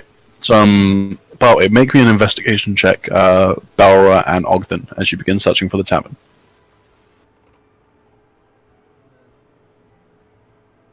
So, Balra and Ogden need to make a investigation check, please. In the meantime, Piety, you begin talking. So you walk over, and this elven archer fellow notices your approach, and basically he says, "Oh, hello. How can I help you?" Hello, I was told that I could find some cabbages here for sale. I mean, I don't just have cabbages, but if that is what you want. I'm looking for food for the next couple of days to put in my pack. And are you the meat-eating sort of folk, or you're looking for something else? Actually, I like to eat just plants. You're herbivore, and I see. It's a good thing old man didn't hear that. And there's gotta be one in the pack just to screw with you all. yeah. And yeah. Wow. Yeah. So he's gonna kind of walk over back around his house, around the back of his house. You know, follow me then. Follow me. Because I never thought I'd meet another one of your kind around here. It's been a while since I've seen a tiefling. Not many of your folks since the cataclysm. People started calling you a kind. You best be careful. Ensclick is a rather friendly town, though. I act kind of uncomfortable as I don't have my hood anymore, so I tend to try to pass off as human. So you still notices like the stump horns. Yeah, he's quite perceptive. But he's like, he does say like, you best be careful around here. It's not the safest place. Do you know if there's? Yeah, go ahead. You go over to his garden. You go over to his garden, and there's all manner of plants here. Typically based more towards like farmyard sort of plants. So you have cabbages, radishes, that sort of thing. Okay. So he goes, so what kind of thing are you looking for? I'm just looking for a couple of cabbages. How much would that cost me? Probably a couple silver, really. Couple silver? Cabbages aren't very expensive. Don't take much to grow. Now I'm asking a general question. How filling are cabbages? For like in this game? Cabbage will probably be like half a ration. Half a ration? And like, yes. Can I ask him if he has any potatoes? Actually, I can't ask him. You do ask. Yes, you can. You can speak. I can speak. You have lips. You have a voice box. You have a larynx. I do. Do you also have any potatoes hidden in the ground? He does like he doesn't pull them up, but he like indicates with a small patch. He goes, "I have a few." Okay. Could I get 6 cabbages and 5 potatoes? Sure. That'll be about 3 days ration, by the way. Great. He goes, that'll be probably about. I'll cut you a deal of about 10 silver. Can I try to do like charisma to get him to bring his price down? He's already giving you a discount. Then you know what? I'll take his discount. It usually probably be about 12 to 15 silver. Okay. So. And yeah, so he hands it to you and puts it in like a small Hessian sack for you. Great. So you don't have to worry about putting it in your backpack and getting that all day. Okay. And kind of just gives it to you. Yeah, Barra, you, in the meantime, so he gives you it and he goes, well, good day, and goes back inside his house. I just start gnawing on a cabbage.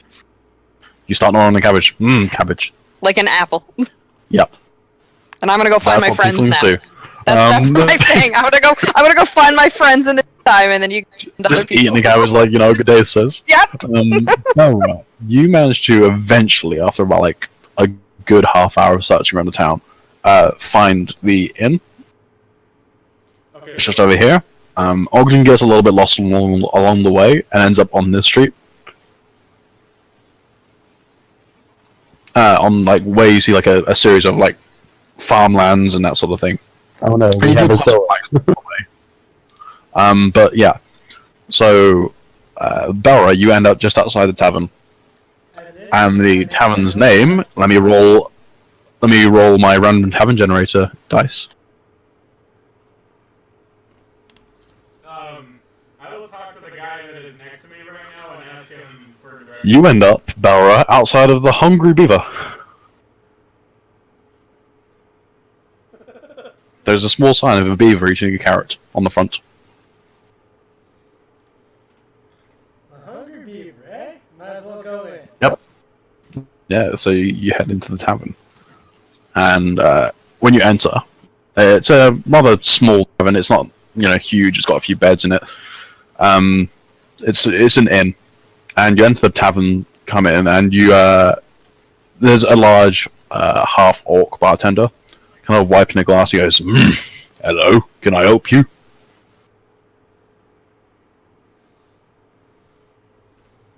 Some booze, if you will. Some beers, as in 1-on-1. As many as you got. I plan on blacking out. He looks at you, goes, "Fucking hell. Who's ruined your day then?" Got some friends, they're being cruddy, I'm not going to ask.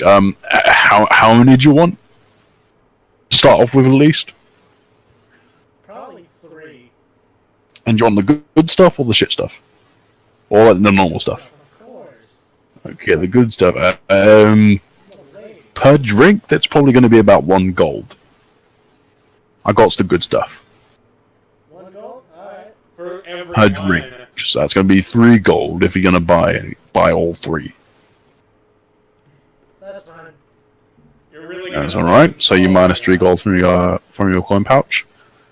And basically, he hands over these. He goes behind the bar first, and he grabs 3 of these shining golden-looking ales and hands them to you. And James goes, "Bloody hell! Someone's ruined your day." He's just drinking this normal drink out of the tavern, out of this tankard. So, Ogden, Yeah. you're going pretty lost in this street, and you pass by a woman kind of carrying a water pail, and she looks and goes, "Oh, hello there. It's I wasn't expecting a Templar around here. Haven't had those in 20 or so years. Just don't expect your kind around here any longer. So, what brings a strapping Templar to these parts?" I was in some ruins and I ended up here. Some ruins, you're saying? You mean the big, giant hanging pyramid? Yes. And yeah, that was the thing you came out of. Yes. No. So you're part of the prophecy then, I see. Oh, old wives' tale. Don't you worry none about it. And walks on ahead. Inquire about the prophecy. Sorry, I've got work to do and mouths to feed. And begins walking on ahead. Wait, before you leave, I need directions to the tavern. She goes, up the street, take a left, and take another left, and you'll be there. Hungry Beaver, can't miss it. Okay.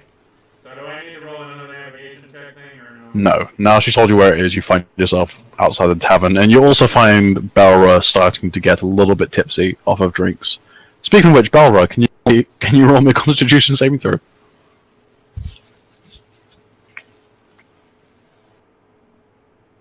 Belra. This should be fun. I have a Constitution mod as 0. Okay, so roll me a standard d20, please.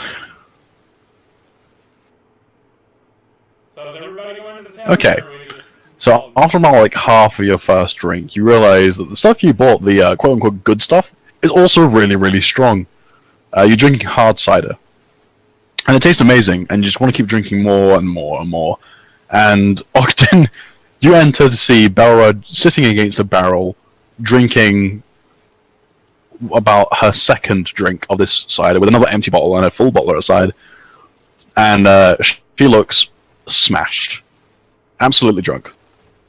and she has a small, stupid grin on her face, and her hair looks very, very frazzled. In the meantime, old man, what are you gonna do? I see you've just approached this small urchin. I was walking. I saw him walking, and I was going to approach him, and I'm like, excuse me,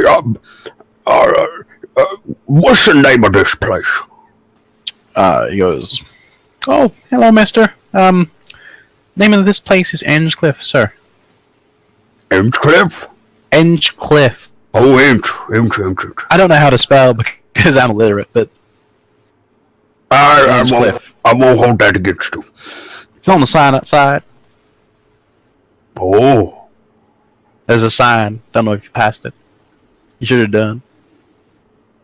I didn't see it.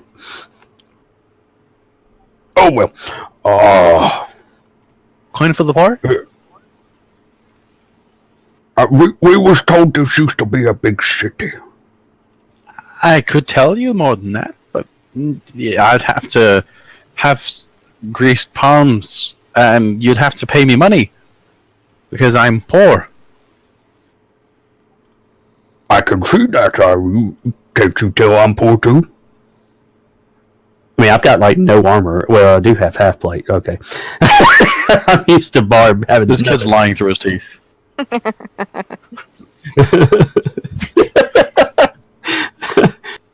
asked Belro if she cares to share. It's better than the one. It's better than the one. But yeah, he's lying, but only for the sake of he probably wants some pocket money to go buy things with. Yeah. I look at him. I was like, how about this? You tell me something, I'll tell you something. Okay. I'll make a better deal. I tell you something, you pay me money. Okay, Belro said that I have to try to persuade him to actually get her to share, so I'm gonna do that. Sure. But in the meantime, he's just the little urchin boy's just gonna stand there with his arms crossed, and he goes, "I am waiting for the gentle clink of silver to enter my hands, please." You treating your elders this way? Your parents should be ashamed. Yeah, that's a joke. I don't really have any parents anymore. Oh. Belro shares one of the ciders with me. Sure. I just You don't have to make a con save yet. You haven't drunk more than one.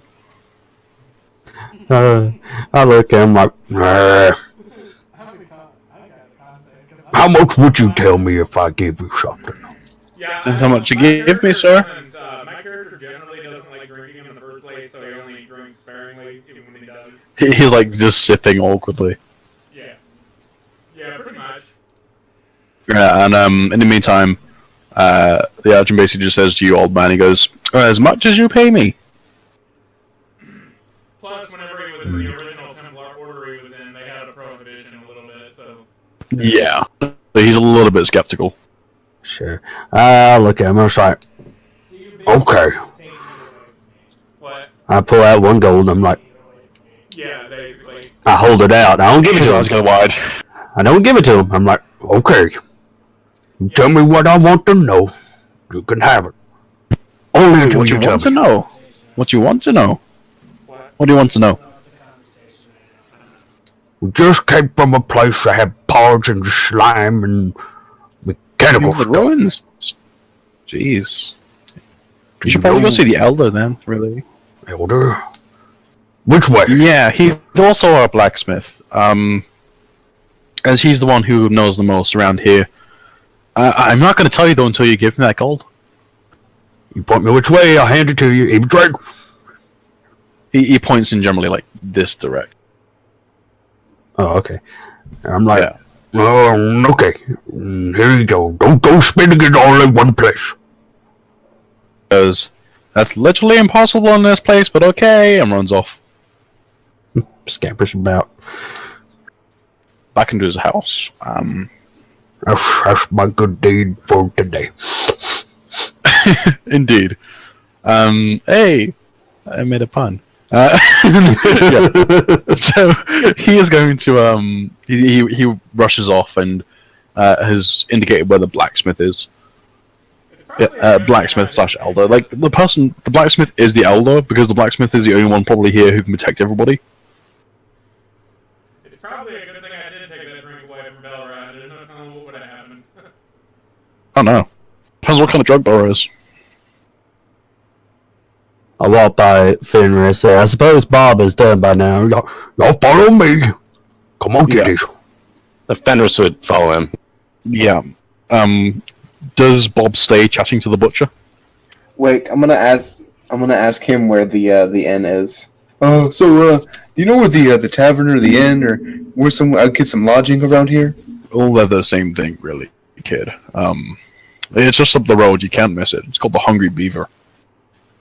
Oh, thank you very much. You're welcome. Don't get too drunk. Okay, so you head off with all your beef jerky.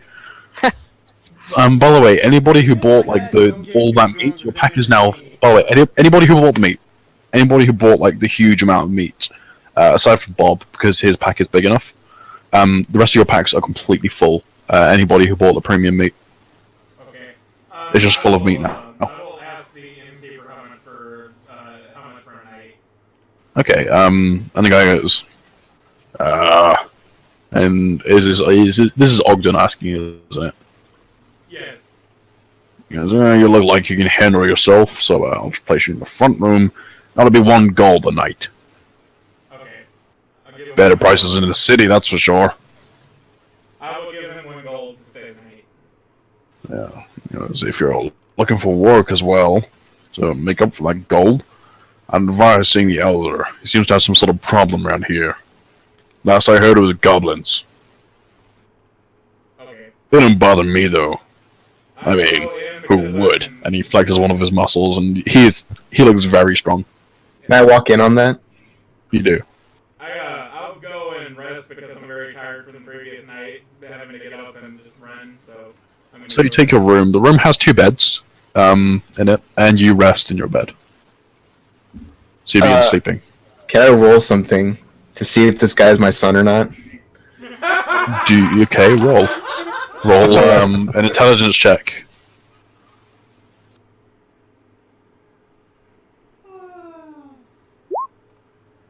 I mean, Well, that's a he doesn't saving throw. look like it, but he is part orc, so maybe he is. You don't know. I was about to say that was a saving throw, not check. Oh, oops. Yeah. Regardless, it's got some modifiers in it. I don't care. Oh wait, I only see the save for the core stats. Where would I go to? Would I just go to my skills or something? Yeah, no, you would, for just straight intelligence, you would just roll it with your intelligence modifier. So whatever your modifier for your intelligence is, do 1d20 plus that modifier, please. I'll be Okay, right back. okay. I gotta use the restroom, so I'll be right back. Yeah, well, we're taking a break in a moment as well. So we'll go through this, and before you meet with the Elder, we'll have a break.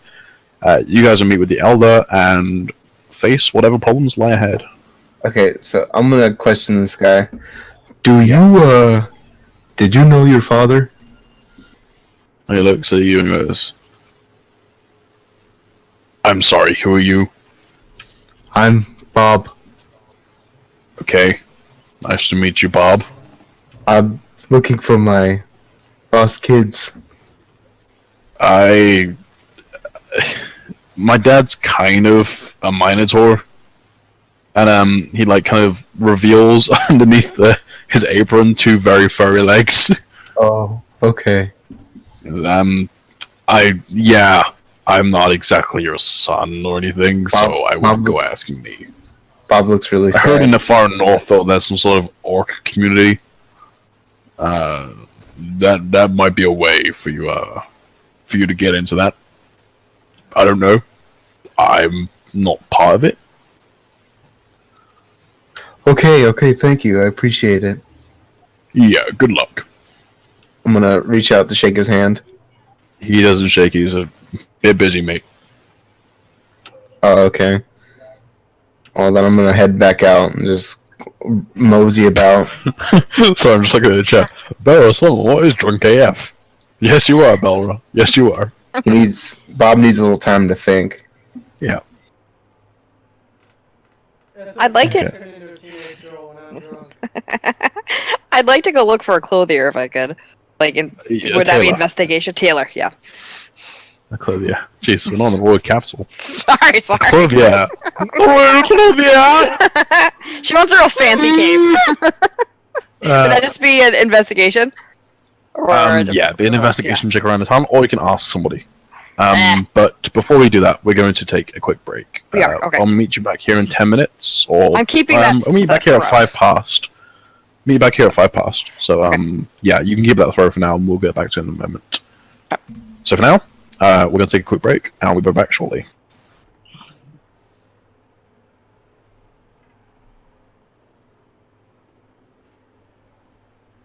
In the meantime, what does everybody think of the last little bit? Go on. A little bit of what? Or of Bella getting drunk. Yeah, like the last little bit of the game. I mean, someone was going to eventually, so... I think I found another goal for Bob instead of just to find his kids first, maybe. Yeah, I mean, if that's what you're trying to do, then he did say like up very far in the up north, there is an orc like community. So like specifically orcs. Will you be my friend? Do you know my kids? Like directly after. You sound a little bit like Eloy there from TFS at the table. Well, the thing is, Lady Big Rock Mountain. well, orcs don't like Bob. It's a thing because he's really nice. I mean, half orc. He's more of a satyr, really.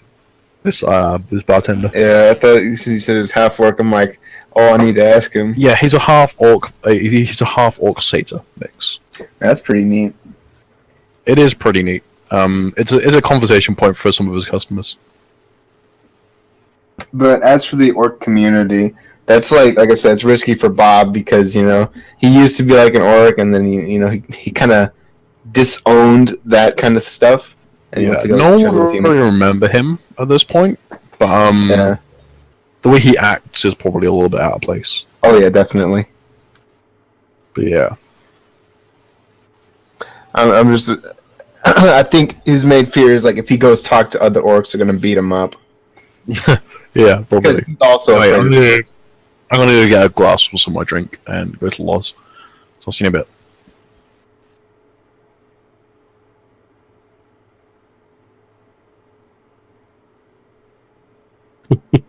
I've already known the next dream I'm gonna have. That's gonna be in the book. I bought meat.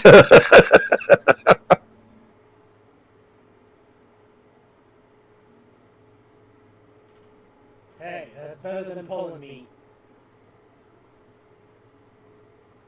Oh, you kind of cut off. I heard pulling and then cut off. Oh, you zoomed it out. Yeah. That's what happens when you press control. Scroll up.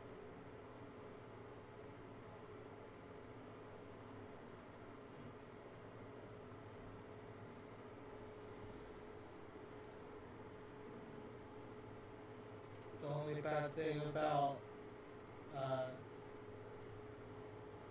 using control for your push to talk. And by the way, guys, we are using push to talk. Yeah. We are using push to talk, so there is a little bit more chaos than there was in the last episode. Yeah, I mean that book of mine is just a trinket I picked up. My little black book that records all my dreams. Oh, there we go. That fixed it. I wish I had something like that. It's part of the Haunted One background. So, do I sleep through going to meet the elder, or what happens? But whoever read the books would get the gist of the background story of mine. Okay, do I miss seeing the elder because I'm asleep or no? Mage is away right now. Okay. I don't know. You might be. Are we taking a break or what's happening? Yeah. Okay. Yeah. Did he say how long it'd be? 10 minutes? 5 after. Okay. So probably about another 7 minutes. Yeah. So we're gonna have Katie edit this out. I'm surprised these people are actually awake. Because it's probably like midnight right now. No. Is it? Yeah, because we was going to take a long rest. We had the first shift, and during the second shift, we got interrupted. Well, it was like 2 hours into the second shift, and that was like 6 hours in, I guess. Yeah, I thought we were just Well- traveling until it was dawn or something. Well, he did say it was 4 shifts, so 2 hours each. So it was really like 3 hours. That would make it like 10 at night, because he did say it was 7 when we was at the camp. Well, James didn't say how far along the. Yeah, he didn't town. say that. He didn't say that. So I don't know. Might be the next morning.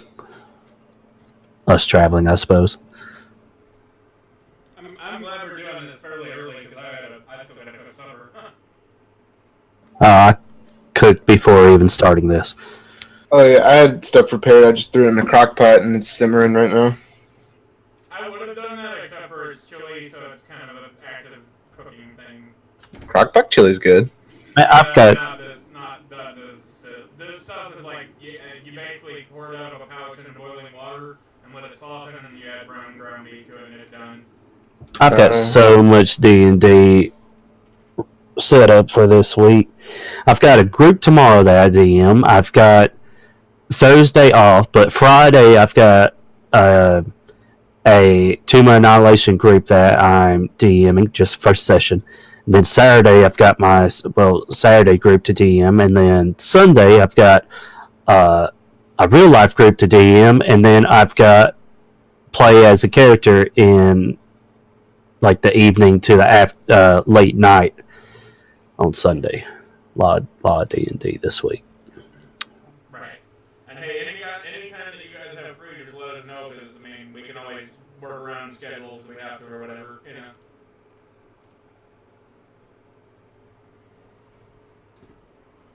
Yeah, I've got You're way up in chat. that Tomb Annihilation game, and right now I'm in the process of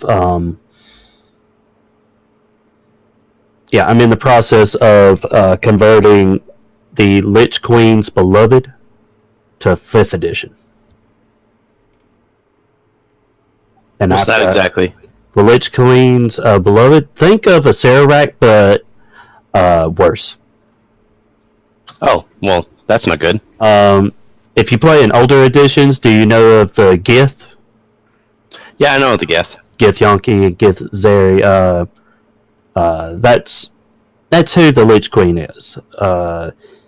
She has been over several centuries. The encounter is she has been casting Wish and set in the astral plane. So I had to do the astral plane effects. Everybody in the astral plane, they don't have to eat. Well, they don't age. Natural healing over time does not happen. You have to be healed magically.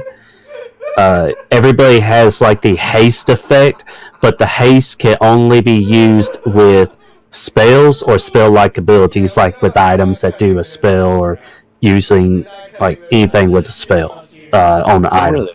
Things like that. There's one other thing. But also, where you go to the capital city of the Githyanki, to Narath. And Vlogkith, the 137th, I think? Something like that. Been casting Wish for centuries. and on this, because the capital is on a dead god. The entire capital city is on a dead god, and she's casting wish to sap his divine essence, in order to get a divine spark to become a god. And the adventure is preventing her from doing that. Well, that all sounds really interesting. It's meant in 3.5. It's meant for a group of 4 characters of 18th level. Oh, damn. Yeah. Oh, we're just having too much fun with this. You can do it with 16 to 17 level, but you would need like a help, like an NPC help, or maybe one cleric NPC. But if you're like 18, it's going to be challenging, but you won't have to have that NPC help. And the way I've got it entwined is Tomb of Annihilation. They have the Red Wizards of Thay, and that's another lich that's trying to stop a Sararak from becoming a death god, from resurrecting the Soulmonger, which is a god. But so you've got that lich, then you've got Sararak that is a lich, and I'm like, well, this actually goes right into it. It's another lich trying to become a god. And I was like, I'm just going to weave it in right at the end, just to have the players level up enough through the 9 gods on Schult to a couple of them will stay and protect Schult, and the rest of them will sacrifice whatever essence they have in order to level up the characters to 18. And very nice. Start on that adventure through the Lich's Beloved, which the adventure only lasts about 4 or 5 sessions, probably, of about 3 to 5 hours each. The main thing is that I wanted to incorporate, or at least update, conversion-wise to 5th edition, one of the top 10 adventures that I actually voted on, and Lich's Beloved is like the number 1 or number 2, something like that. All right. Team of Horrors was up there, but that's already been updated to 5th edition in Yawning Portal, and I've already done that with 2 groups. I hate to interrupt you guys, but you guys are ignoring the chat, aren't you? I'm reading the chat. I would like to know how you get it to be orange, but it's also been pretty hilarious. I'm not over there, so I mean, I'm yeah. I'm checking in periodically and not caring. In order to make it orange and make it say it in your name, you have to type /me. Okay, that's what I thought you had to do, but then it sounded too silly, and I stopped doing it, so thank you. I was like, /me, that doesn't make any sense! Oh, Pillow fight.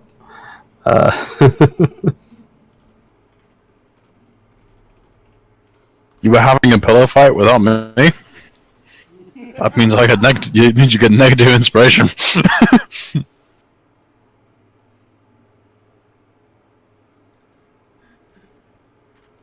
Yeah, I don't really get piety with the eating the raw cabbage thing. Oh yeah, I walked by the. I put in, "Come on, rabbit." I have a nightmare about barrels. As you well should. As you should, yes. I am so sorry. Still, I'm so sorry. So, are you guys ready for beginning? I still think it's funny how those 2 mechanical snakes was messing you up. I was taking on the big one, and it didn't do any damage to me, other than melee. Did physical damage, but no poison. No, I don't know if it even hit me at all. No, I don't think so. It missed both times. Yeah. And I took it down with a swing. Yeah, because I knew where to hit. XD, piety, and barrels observations. I think it did like 1 damage. It did 2 damage to somebody. Fellow, it wasn't meant to be the damage dealer. It was meant to be a distraction whilst the two snakes did damage. By the way, you saw that last chat entry, right, old man?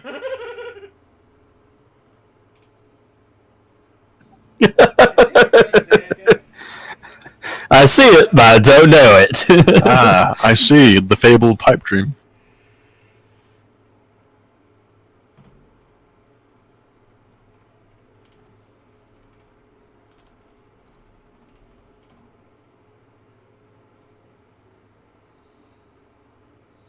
So, are you ready to begin again? Yes. I'm all set. Is everybody here? Did say 5 past. And it's now 7 past.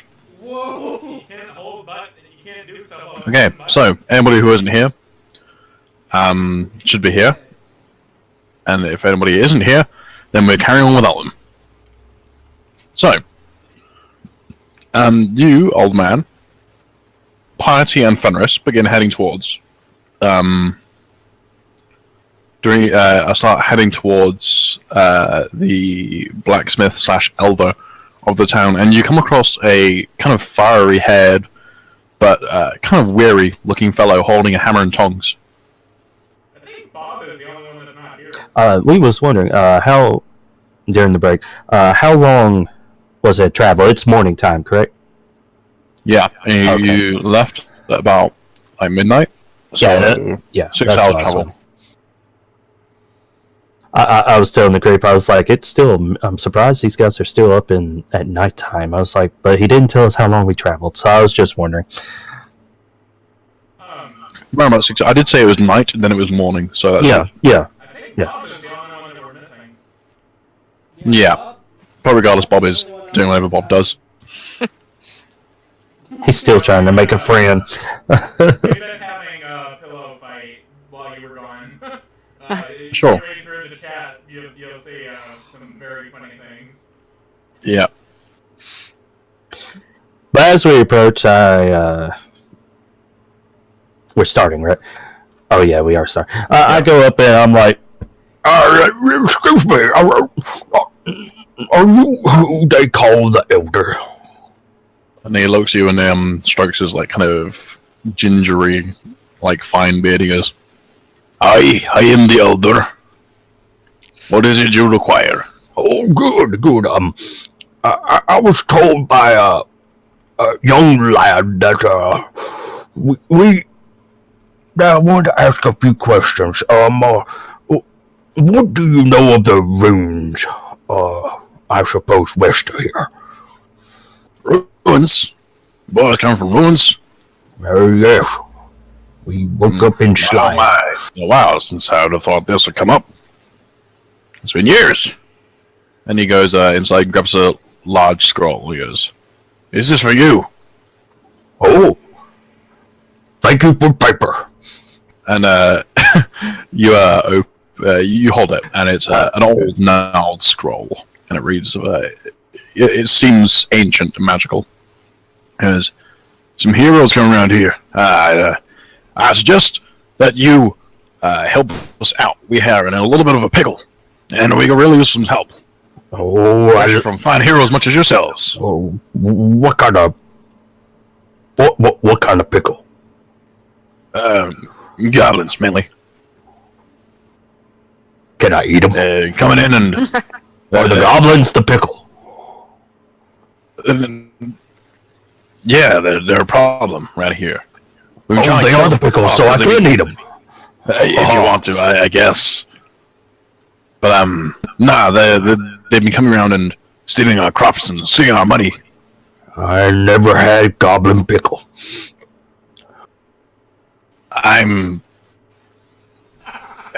Never mind. I don't think he's saying that the goblins are pickles.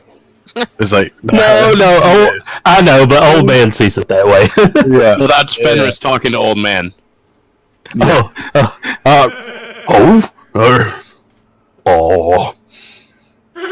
Okay.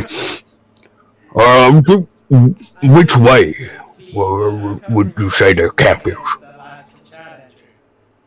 Just camped west of here. Shouldn't be too hard to get to them. Got to travel through the marshes though, so be careful. There are traps set up everywhere. I'm apparently dreaming of pickles. For some random reason, goes from dreaming of Hatsune Bob to pickles. Because of the color of his skin, nothing else. Dreams are weird, man. I look Are me, Piety, Bob, and Ogden in this conversation, or? Ogden is not. Ogden is asleep. Yes. Yeah, I think it's just Fenris, Fenris, old man, and Piety. Yeah. You know, the three responsible people in the party. I dream of pickles by coincidence, so that has nothing to do with the conversation. Yeah. you saw the ogre or the orcs. That's what you saw. It reminds you of pickles. Yeah. Reminds you of pickles, man. Even the smell. Who doesn't dream of pickles? Slightly. Oh, Rick, that's for sure. So should we pull a prank on Bob since he's not around? Like take his leader or something? Like, Bella, any checks Bella would have to make would be done at disadvantage because Bella is obscenely drunk. James is kind of watching all this. He's like, "Fucking kids." And yeah. So the elder is going to say, "Look, we could really use your help right now." I will help. But this is not all of us. I don't know where the kiddies ran off to. I've got to go find them. You fight the kids? I say that they're kids, but they're young to me. Oh, right, of course. I have to protect them and carry them and everything. And Yeah, I'm sure. It sounds like your party. As long as you can deal with it, I don't care. You'll get your pay. I just all of a sudden Whatever we can spare. start falling asleep because I didn't get a good night's rest. Standing up. You might want to bring him to the inn. Where is that exactly? Oh, I forget you travelers. A little bit up the road. Take a right. Okay. And it indicates to the inn. Okay. Thank you. I've literally put red lettering in on the front of it, so shouldn't be too difficult to find. I'm gonna assume that I can ask him to try to buy a cloak, obviously, because I'd like to get something around me to keep me from being part of the culling. Yeah. He goes, ain't no cloaks around here, madam, but I'm sure if you find old Granny Catherine, she'll help you out. She knows how to sew. Okay. I'm gonna use that. You can usually hear her carrying a pair of books. Okay. I hope that's it. I don't know that. Yeah, so you walk off. Yeah, just walk off. Thanks, guy. Yes, yeah, sure. He looks the old man. Can you remove this guy from my doorstep, please? Yeah. As soon I'll as, soon as you touch me, I'm like, here a nap. I'm up. Hey, Bob's back, finally. What happened? Oh, I was using the restroom. Oh, okay. Okay. I was wondering because I was like, That's where I went. I mean, that's There's an awkward silence right there. Oh, I was at the bathroom. Yeah, I mean, I just had to He was at the bathroom dreaming of pickles. we can most Yes. assuredly say that no one was thinking of what was happening while he was in the bathroom. I was using it. By the way, Using what? I think you just The toilet. With the, Oh, I see. title. Oh yeah. Yeah. Don't dream of pickles. I think the title should be Dreaming of Pickles. We all dream of pickles. I think I found the lady with the We all do books. pickles. We all dream of pickles. I have developed an inside joke that we will all remember for the rest of the time. Everyone except for me. And Pickle Rick. Yeah, pickle. I said something about dreaming of pickles, and now everybody's making fun of it. I was just joking. Okay. I look at the elder. I'm like, which I don't know which way they I think they went to In? Would you know where that is? He indicates you to the way. He's like taking a picture on you because you're far older than him. Mm-hmm. Yeah. Okay. Piety, you eventually find your way to the old granny who she looks a little bit faded than her daughter, Okay. who is walking around town with a pail. Okay. But she's carrying like a couple of books, and he goes, "Why, hello, dearie. How can I help you? Well, hello. I'm looking. Look at you. to get- You're so spry." I am. I take another bite of my cabbage like an apple. I was Okay, looking for a please. cloak. A cloak? What kind of cloak? I'm looking for a nice hooded cloak. You know, one that might I'm be able sure I to. can make one of them. Oh, that'd be fantastic. It'll cost you though. I have family to feed. Oh, how much then? How big do you want your cloak? And what do you want to make it out of? My- what items do you have to make it out of? Is cotton? Do you have like I cotton? or have some just- cotton or hessian or silk if you're asked nicely, dearie. Ooh, I'd love cotton, please. I'm fine with just the bare minimum. Are you sure? If it Oh. gets wet, you'll start to feel cold. Yeah, I'm good. Piety like That'll rolls her be eyes at 5 silver, please, dear. Perfect. Let's take it. And she, you give her like 5 silver pieces, and she goes inside and she begins knitting away. It's, oh, I love knitting. It takes you like a couple of hours just of waiting around. A couple of hours pass, and she comes out with this cloak. It looks very nicely made, and she goes, "I used to do this in the city, but I have since grown older and can no longer travel as much." Ah, well, I'm very lucky to have a cloak made by you then. Indeed. If you ever see anybody, tell them Grammy said hi. Will do. I put the And I she put the big sees you cloak off on. with a small wave. And she potters back inside. I suppose during these 2 hours, me and Fenris would have made our way to the inn and Yeah, you would have made your way to the end and got settled down and do what Yep. you need to do. told Probably set up everybody. with a room for the night.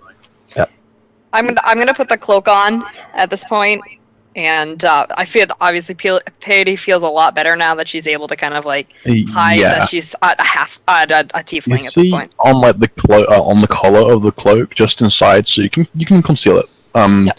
But on the inside of the cloak, it says Grammy's garments. Ah, yes. By the way, did we notice James when we came into the thing? Yes. Okay. Ah, I'm just gonna haphazardly start my way left, but I've overheard like the old man talking about the inn, so I'm just gonna make my way towards it. Bob's just walking around still, unawares. Yeah. We would tell, as we walked by and saw you, we would be like, Come on. We got business.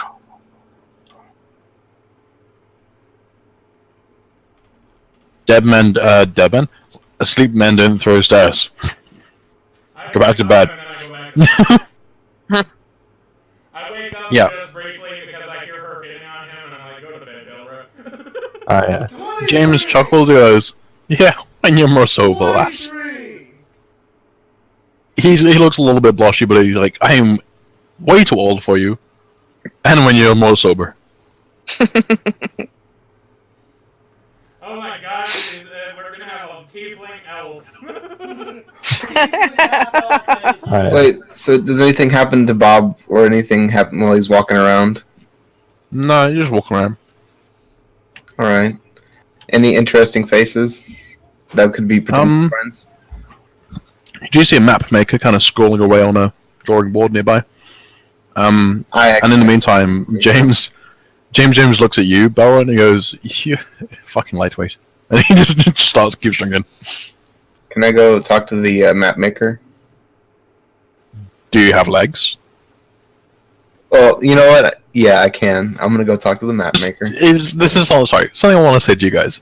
Yeah. And yeah. I'm not trying to sound mean when I say this, but you guys have legs. You guys have mouths. You guys can act like normal people. So yeah. you can do it. I'm gonna go talk alright. to the map maker. Oh, hello. Wherever Hey. he may be. I don't know. I'm not sure. Got a bit of paper in his hands, right in front of you. Is anybody Alright. Because I feel like people are standing really close to me. So, what do you do? Oh wait, that guy. Okay. That other guy's holding a log. You know what? I thought it might have just been a very large piece of poster, Paper. brown poster. Oh boy. Yeah. No. You never know. Never know, mate. I thought it was wood, so. But then you said that guy, and I'm like, oh, okay. Anyways, map maker. Yeah. So you look at him and you walk over, and you're like, and as you walk over, he's a little bit cautious, and he goes, "Hello, fellow traveler. Can I help you at all?" I'm just walking around. I can see that you have legs. Yeah. So, What is it with these So, people with legs? what do you do, friend? Sorry, just a brief moment intervention there. Leg, hot leg. Legs are hot. Legs are hot. You can fire an egg on the leg. Anyway, carry on. Called leggings because they're called leg. Yeah, They're called leggings because. put your legs in. Yeah. Well, no, it was a post. Hold on. Let me pull it up. Yeah. Anyway, so you're asking for like a map or something, Bob? Bob doesn't know what he does. Oh right, he just goes, "I have maps to sell you, traveler. Maps of every part of this island area thing. The continent's an island, okay? Just Oh, can I buy a what do map? you want? Of the whole place, or Sure. okay, that'll be about 10 gold. Oh, It's very fine. My family and scouts work for years on this stuff. No better map you can ever find. I mean, I don't need to find this map. Do you have anything not fine? Just small and not, Oh no, not basically he simple? means like the map is very well made. Oh yeah, no, that's what, Very well what Bob's getting at. He doesn't want something. He doesn't need to spend 10 gold. I mean, the best of the map you buy, the less you'll be able to find, is basically what I'm getting at here. Yeah. And if you guys didn't know, foraging and crafting is part of this game. So anybody who has toolkits will usually have specific skills for that toolkit, which I'll delegate after this session.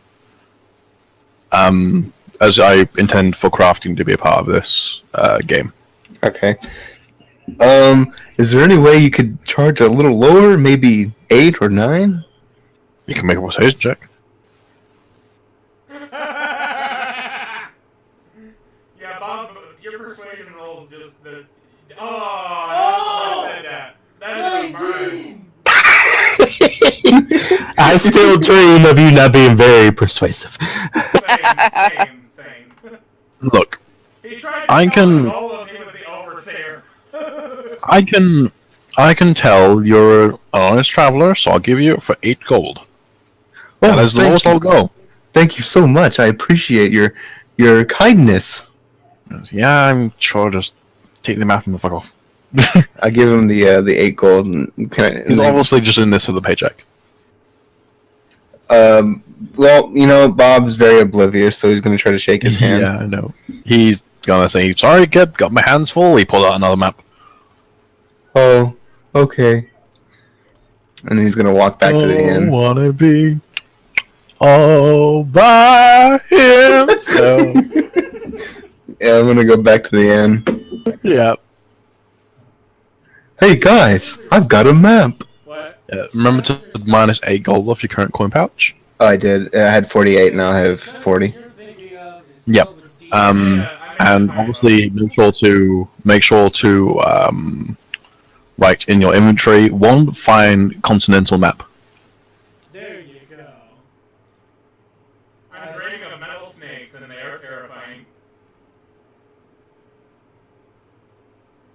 Alright, I wrote it in.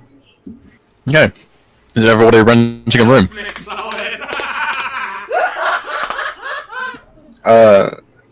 Bob can sleep on the floor. Yeah, I'll rent a room. Yeah. The owner will not let you sleep on the floor. Yeah. In his establishment, he'll ask if you want to buy a room, want to rent a room, rent a room. If you're not, and you want to sleep here anyway, it'll still be a goal. How bad is the rest if you just like sleep outside? If you sleep outside, you'll now, because you're not in a safe place, you'll be considered exhausted. Ugh, fine, I'll rent a room. Yeah, you're gonna have to rent something that's at least has moderate boarding. Okay. Because even sleeping outside, you'll need like a blanket and a bedroll and that sort of thing, and someone to still steal from you. Okay, then fine. I will rent a room. My problem is I see 4 beds and 1, 2, 3, 4, 5, 6, 7 people. Oh, each room, each bed represents a room which has 2 beds in it. Oh, okay. So yeah, I'll rent a room. Forewarn anyone that There's no way sleeps I'm building a one-to-one map. anyone that sleeps in the room with old man will hear snoring. Yeah. Okay, so anybody who hasn't rented a room already, like Ogden, please -1 gold from the coin pouch. Yep. What now? I'm about to figure out this silver later. Remove the gold. I already did. I think. To let you know, Piety, 100 silver is a single gold. Thank you. And there is 10 copper to a silver. Okay. So who's paying for this? 1 gold for each of you who hasn't already paid for it. So, 100. It was 5 silver. It's 95 silver. I just put in chat for you. 75. Yeah. Earnings can be figured out at another time if you need any help on that. Okay. But for now, yeah, you guys have a quiet sleep. Finally getting 8 hours rest. I'm gonna roll this 1, 2, 3, 4, 5, 6. Okay.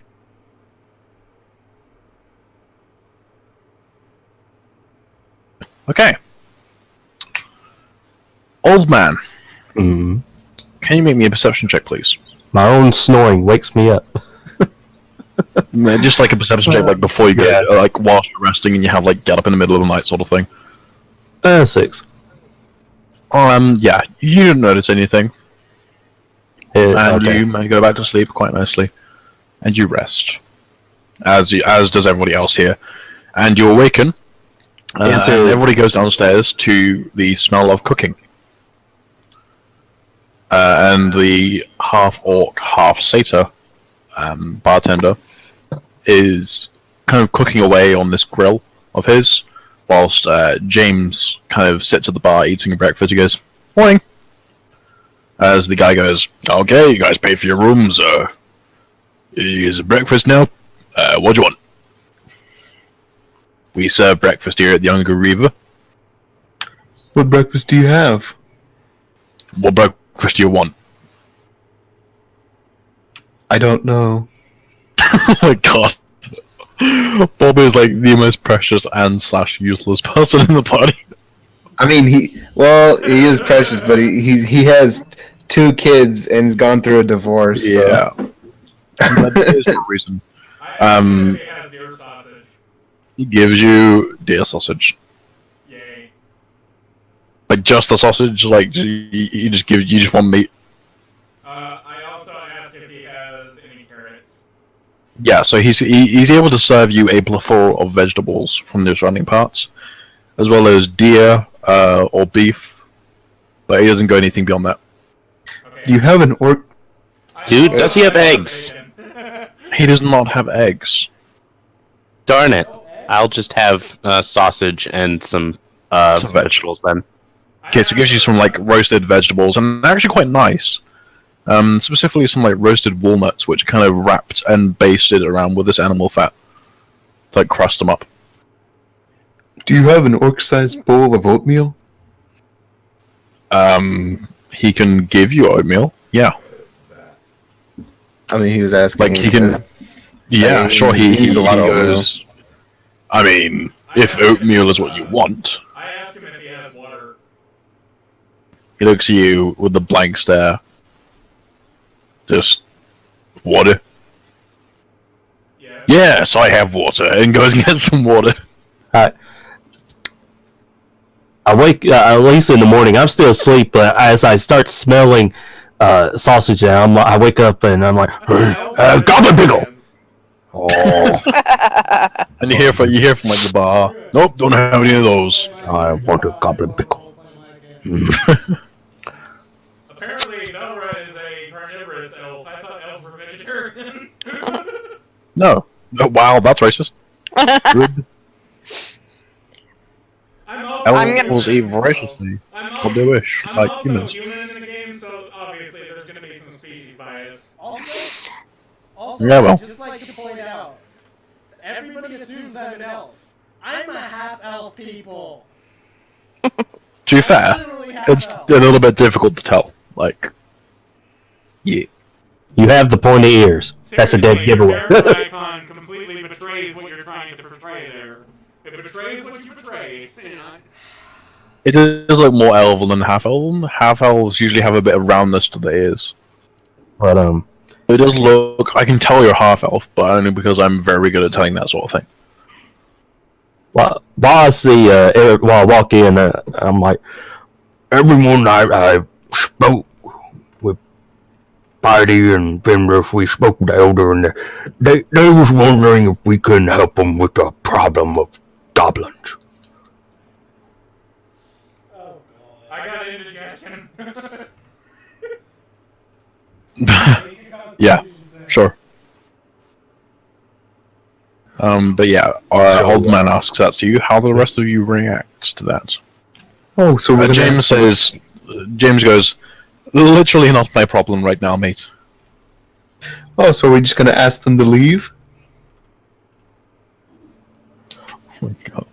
We can't tell them to. We can't tell them to shoo. I asked the bartender if he has mint. They can see the chat. He looks at you and goes, what? Does mint not exist in this world? It's just that the bartender doesn't know what that is. Like, this isn't a refined place. Like, they don't even have eggs. They just have some meat and some vegetables, hunting, provisioning stuff. Like, this is just a small farming village. I asked him if he knows anybody that specializes in herbs. In what? Herbs. Herbs? Like, you know, like... Oh, herbs. Yeah. Yeah. So he goes, no. Okay, thank you. Interesting thought. You're welcome. Heidi's. He goes to his, like, count, he's like, these guys are fucking weird. On a So- side note, So what y'all want to do about the goblins? my earbuds are about to die, so like we have about Yes. 30 minutes before we have to end the session. Your earbuds. Yeah. Yeah, it's headphones. Do you not have a spare set of headphones? No, I don't. I have a set of headphones that he can use, but one of them is shorted. Will that be alright? I mean, to be fair, as long as you can still hear me, then yeah. Yeah, I mean, seriously, one shorted earbuds. You don't need to have surround sound for this, it's fine. this is not high def. Yeah, this isn't some sort of binaural experience. So you don't need to worry about it. Just as long as you have some headphones that work and you can still hear me when you use them, then it's fine. Yeah, I kind of figured. My headphones are actually pretty high quality. They're the actual overhead headphones. I don't like earbuds. They irritate the inside of my ears. Yeah, I wear headphones for this, a headset for this, and I wear normal earbuds normally. Because nothing else just fits my ears, you got a cycle. See, I would wear earbuds because I like their sound better a lot of the time, but it's just they irritate the inside of my ears because I have eczema, so it's like, yeah, no go. I have eczema too, but it doesn't usually bother me. It's usually like my hands and wrists. Anyway, Yeah.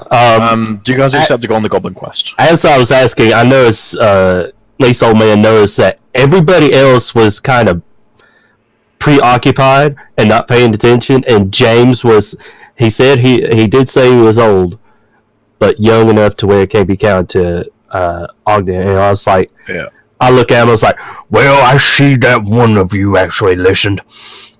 About the rest of you, I don't listen to the elders. Pity's like trying to order breakfast right now, and she just looks at him and goes like, "No, I heard you. I just don't care." Nah. Fenris says that he would like to accept the quest, but food first. Yeah, you'll get something to eat, whatever you want first, and yeah. So eventually, you guys have a full breakfast. They're all nice and full and all tummy happy. And you can also restore your health and any spells you used because you had a long rest. Okay. Oh, even my like scratchy guy. Yes. Awesome. Like there's still like a black scar on your face, but Okay, so we're back Yeah. to full.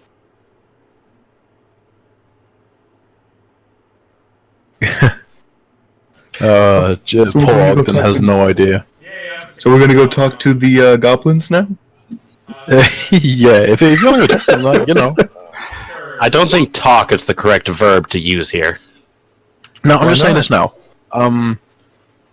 Bob makes a pretty good point actually. Not everything has to be solved through combat. Yeah, it could be diplomatic. Yeah. I do also offer experience, or what I count as milestone experience, towards creating a diplomatic solution over a combat solution. Like this is a thing that can be done in D&D. So there's not always like, it's not a dungeon crawler, if that makes sense. Yeah, I said that we go for diplomacy because I don't want anybody to get knocked out and crushed by a golem ever again. So, yeah, let's go for diplomacy. Well, does anybody speak Goblin? That's a good question. Because I have what's it called? Comprehend languages. that doesn't help you speak Goblin. It just helps you understand it. Pretty much. Hmm.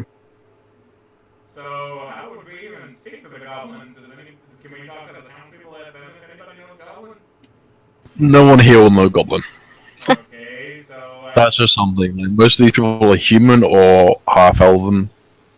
I mean, The grandma is a gnome, but aside from that, Okay, I mean- so, do we go for diplomacy then? Because if they can't understand us, then it doesn't really do us any good.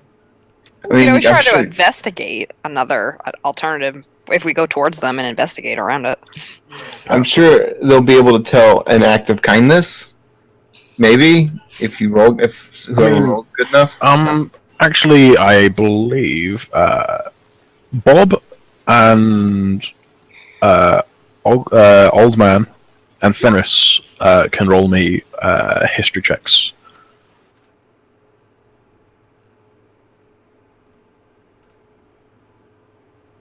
Okay, so the spares don't work. In which case, we'll be ending soon then, before you guys head off towards your before you guys head off towards the goblins.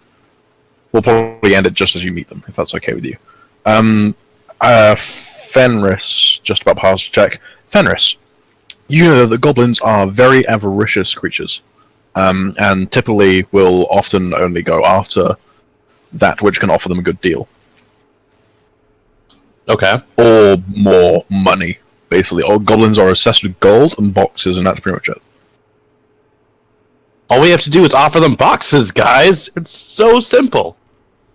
If you can get enough boxes, but you don't think you can.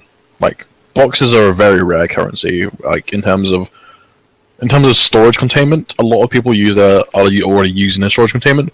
So you can either offer them gold or a better deal. Like, goblins need to eat as well, so you can work out a deal. I was probably going to offer him jerky. It wouldn't take just that, so you'll have to think out something of that. But again, that's probably for the next session. So you guys begin to saddle up and head off towards the swamps where they lay. So we'll just put you over to them. I would have been already out of the place, waiting on everybody else. Come on! What's taking you so long? Everybody place themselves.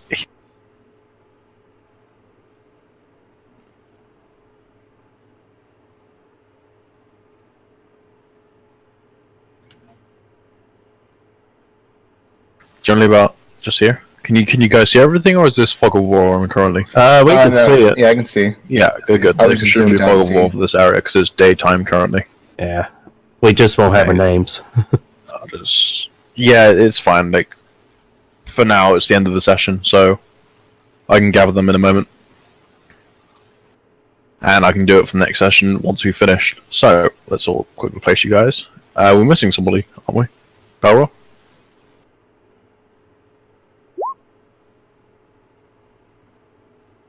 Yes. Need to be placed just where the rest of the party is? No, just James isn't coming with you. He already said, I'll pass, thank you, but you probably won't. Didn't hear that. So I'll place you down on the map. There you go. Right. As I was just discussing, the... okay. Yeah. So you guys head into the camp, and it's generally quite quiet around you. But you do hear a snap or something as you guys walk forward. Whoever's at the front of the party, Bob, an old man, was walking first, if I remember him correctly. So Bob and old man can both make me perception checks.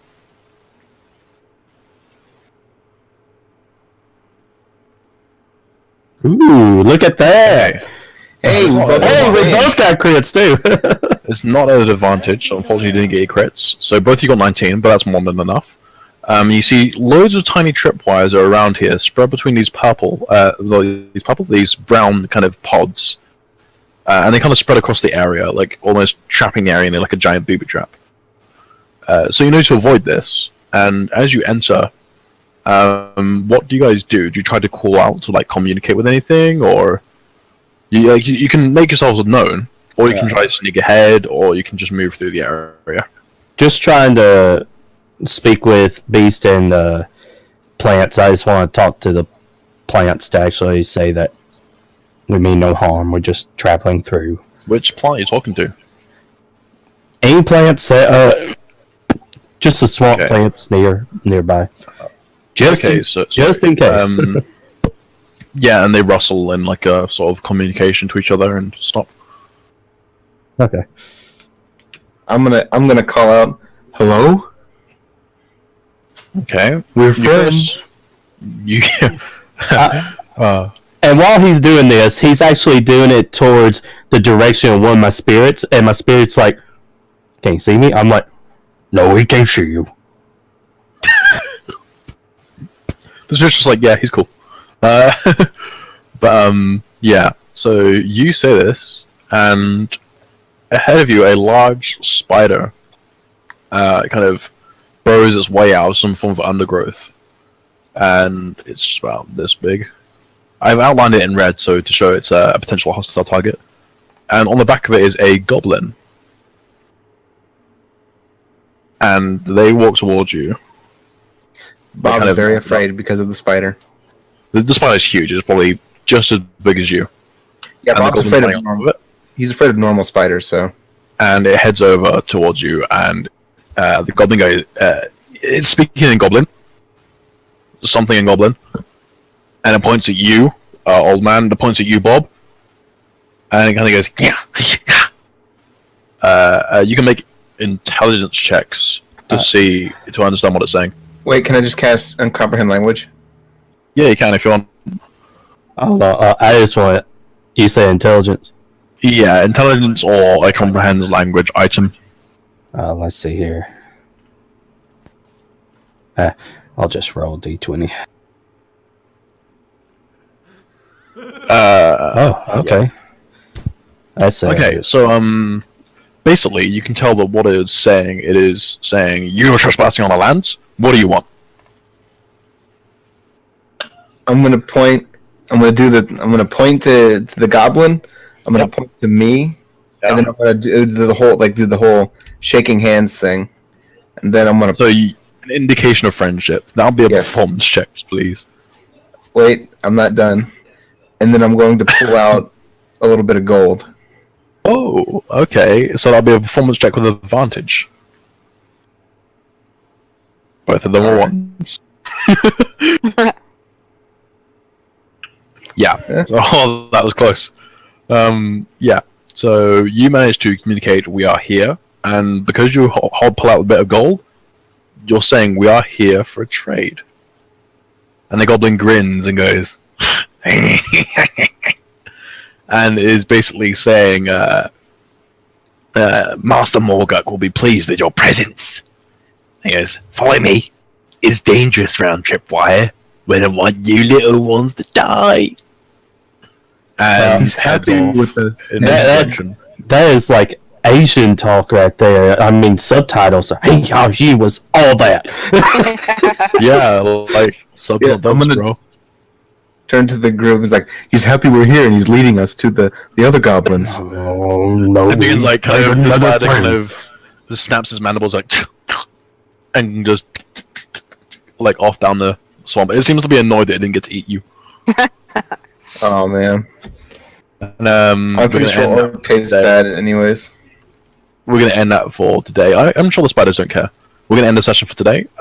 Glad you potentially enjoyed playing today with the shenanigans and a bit of downtime. And if we have one more session before Christmas, we'll do a non-canon Christmas episode. Ooh. If we can. There we go. Or we can make it... Oh, I can make it part of the canon. Oh, I can make it part of the canon. Oh my gosh, we go Christmas to with the goblins. Yeah, Goblin Christmas. Goblin Christmas. Let's do it. I'm dreaming Of a goblin pickle. I get my goblin pickle. I get It's my goblin beginning pickle. to feel a lot like goblins. Everywhere you go. Just waves of them. With the owls pointing at your face and the goblins in your face. Goblins roasted. That's a whole parade. They're just here to take your gold. Alright, that was fun though. Oh, have some goblins roasting over Goblin fire. horse is coming to town. He'll kill you when you're sleeping. He'll kill you when you're awake. I feel like we're just in a generally section kill you of whenever. just Yeah, I got choir an idea. songs. I got an idea. The tale of the goblin claws. Yeah. Uh, Shanty Claus, the sailing goblin. Well, I think it's funny how it all started with you saying that the tan was in a pickle, and just the way old man figured it out. Goblin pickle? Goblin pickle. Goblin Okay, so we're gonna end that for today. I hope you all enjoyed yourself. Yes, we did. And yeah, try not to die next time. Thank you guys for watching. Thank you guys to everybody who played with us. And special shout out to Major Yes. for Hey. DMing. Yeah, being the best DM ever. Hey, you know what? These voices ain't easy, but I do it because I like you guys. Does anybody else want to do an outro?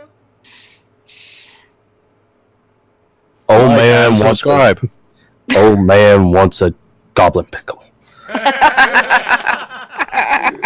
That is on top of his Christmas list. So, Only you can prevent goblin pickles. everyone, have a goblin pickle and have a good day. Yeah, Have a be very nice. have a very goblin December. Uh,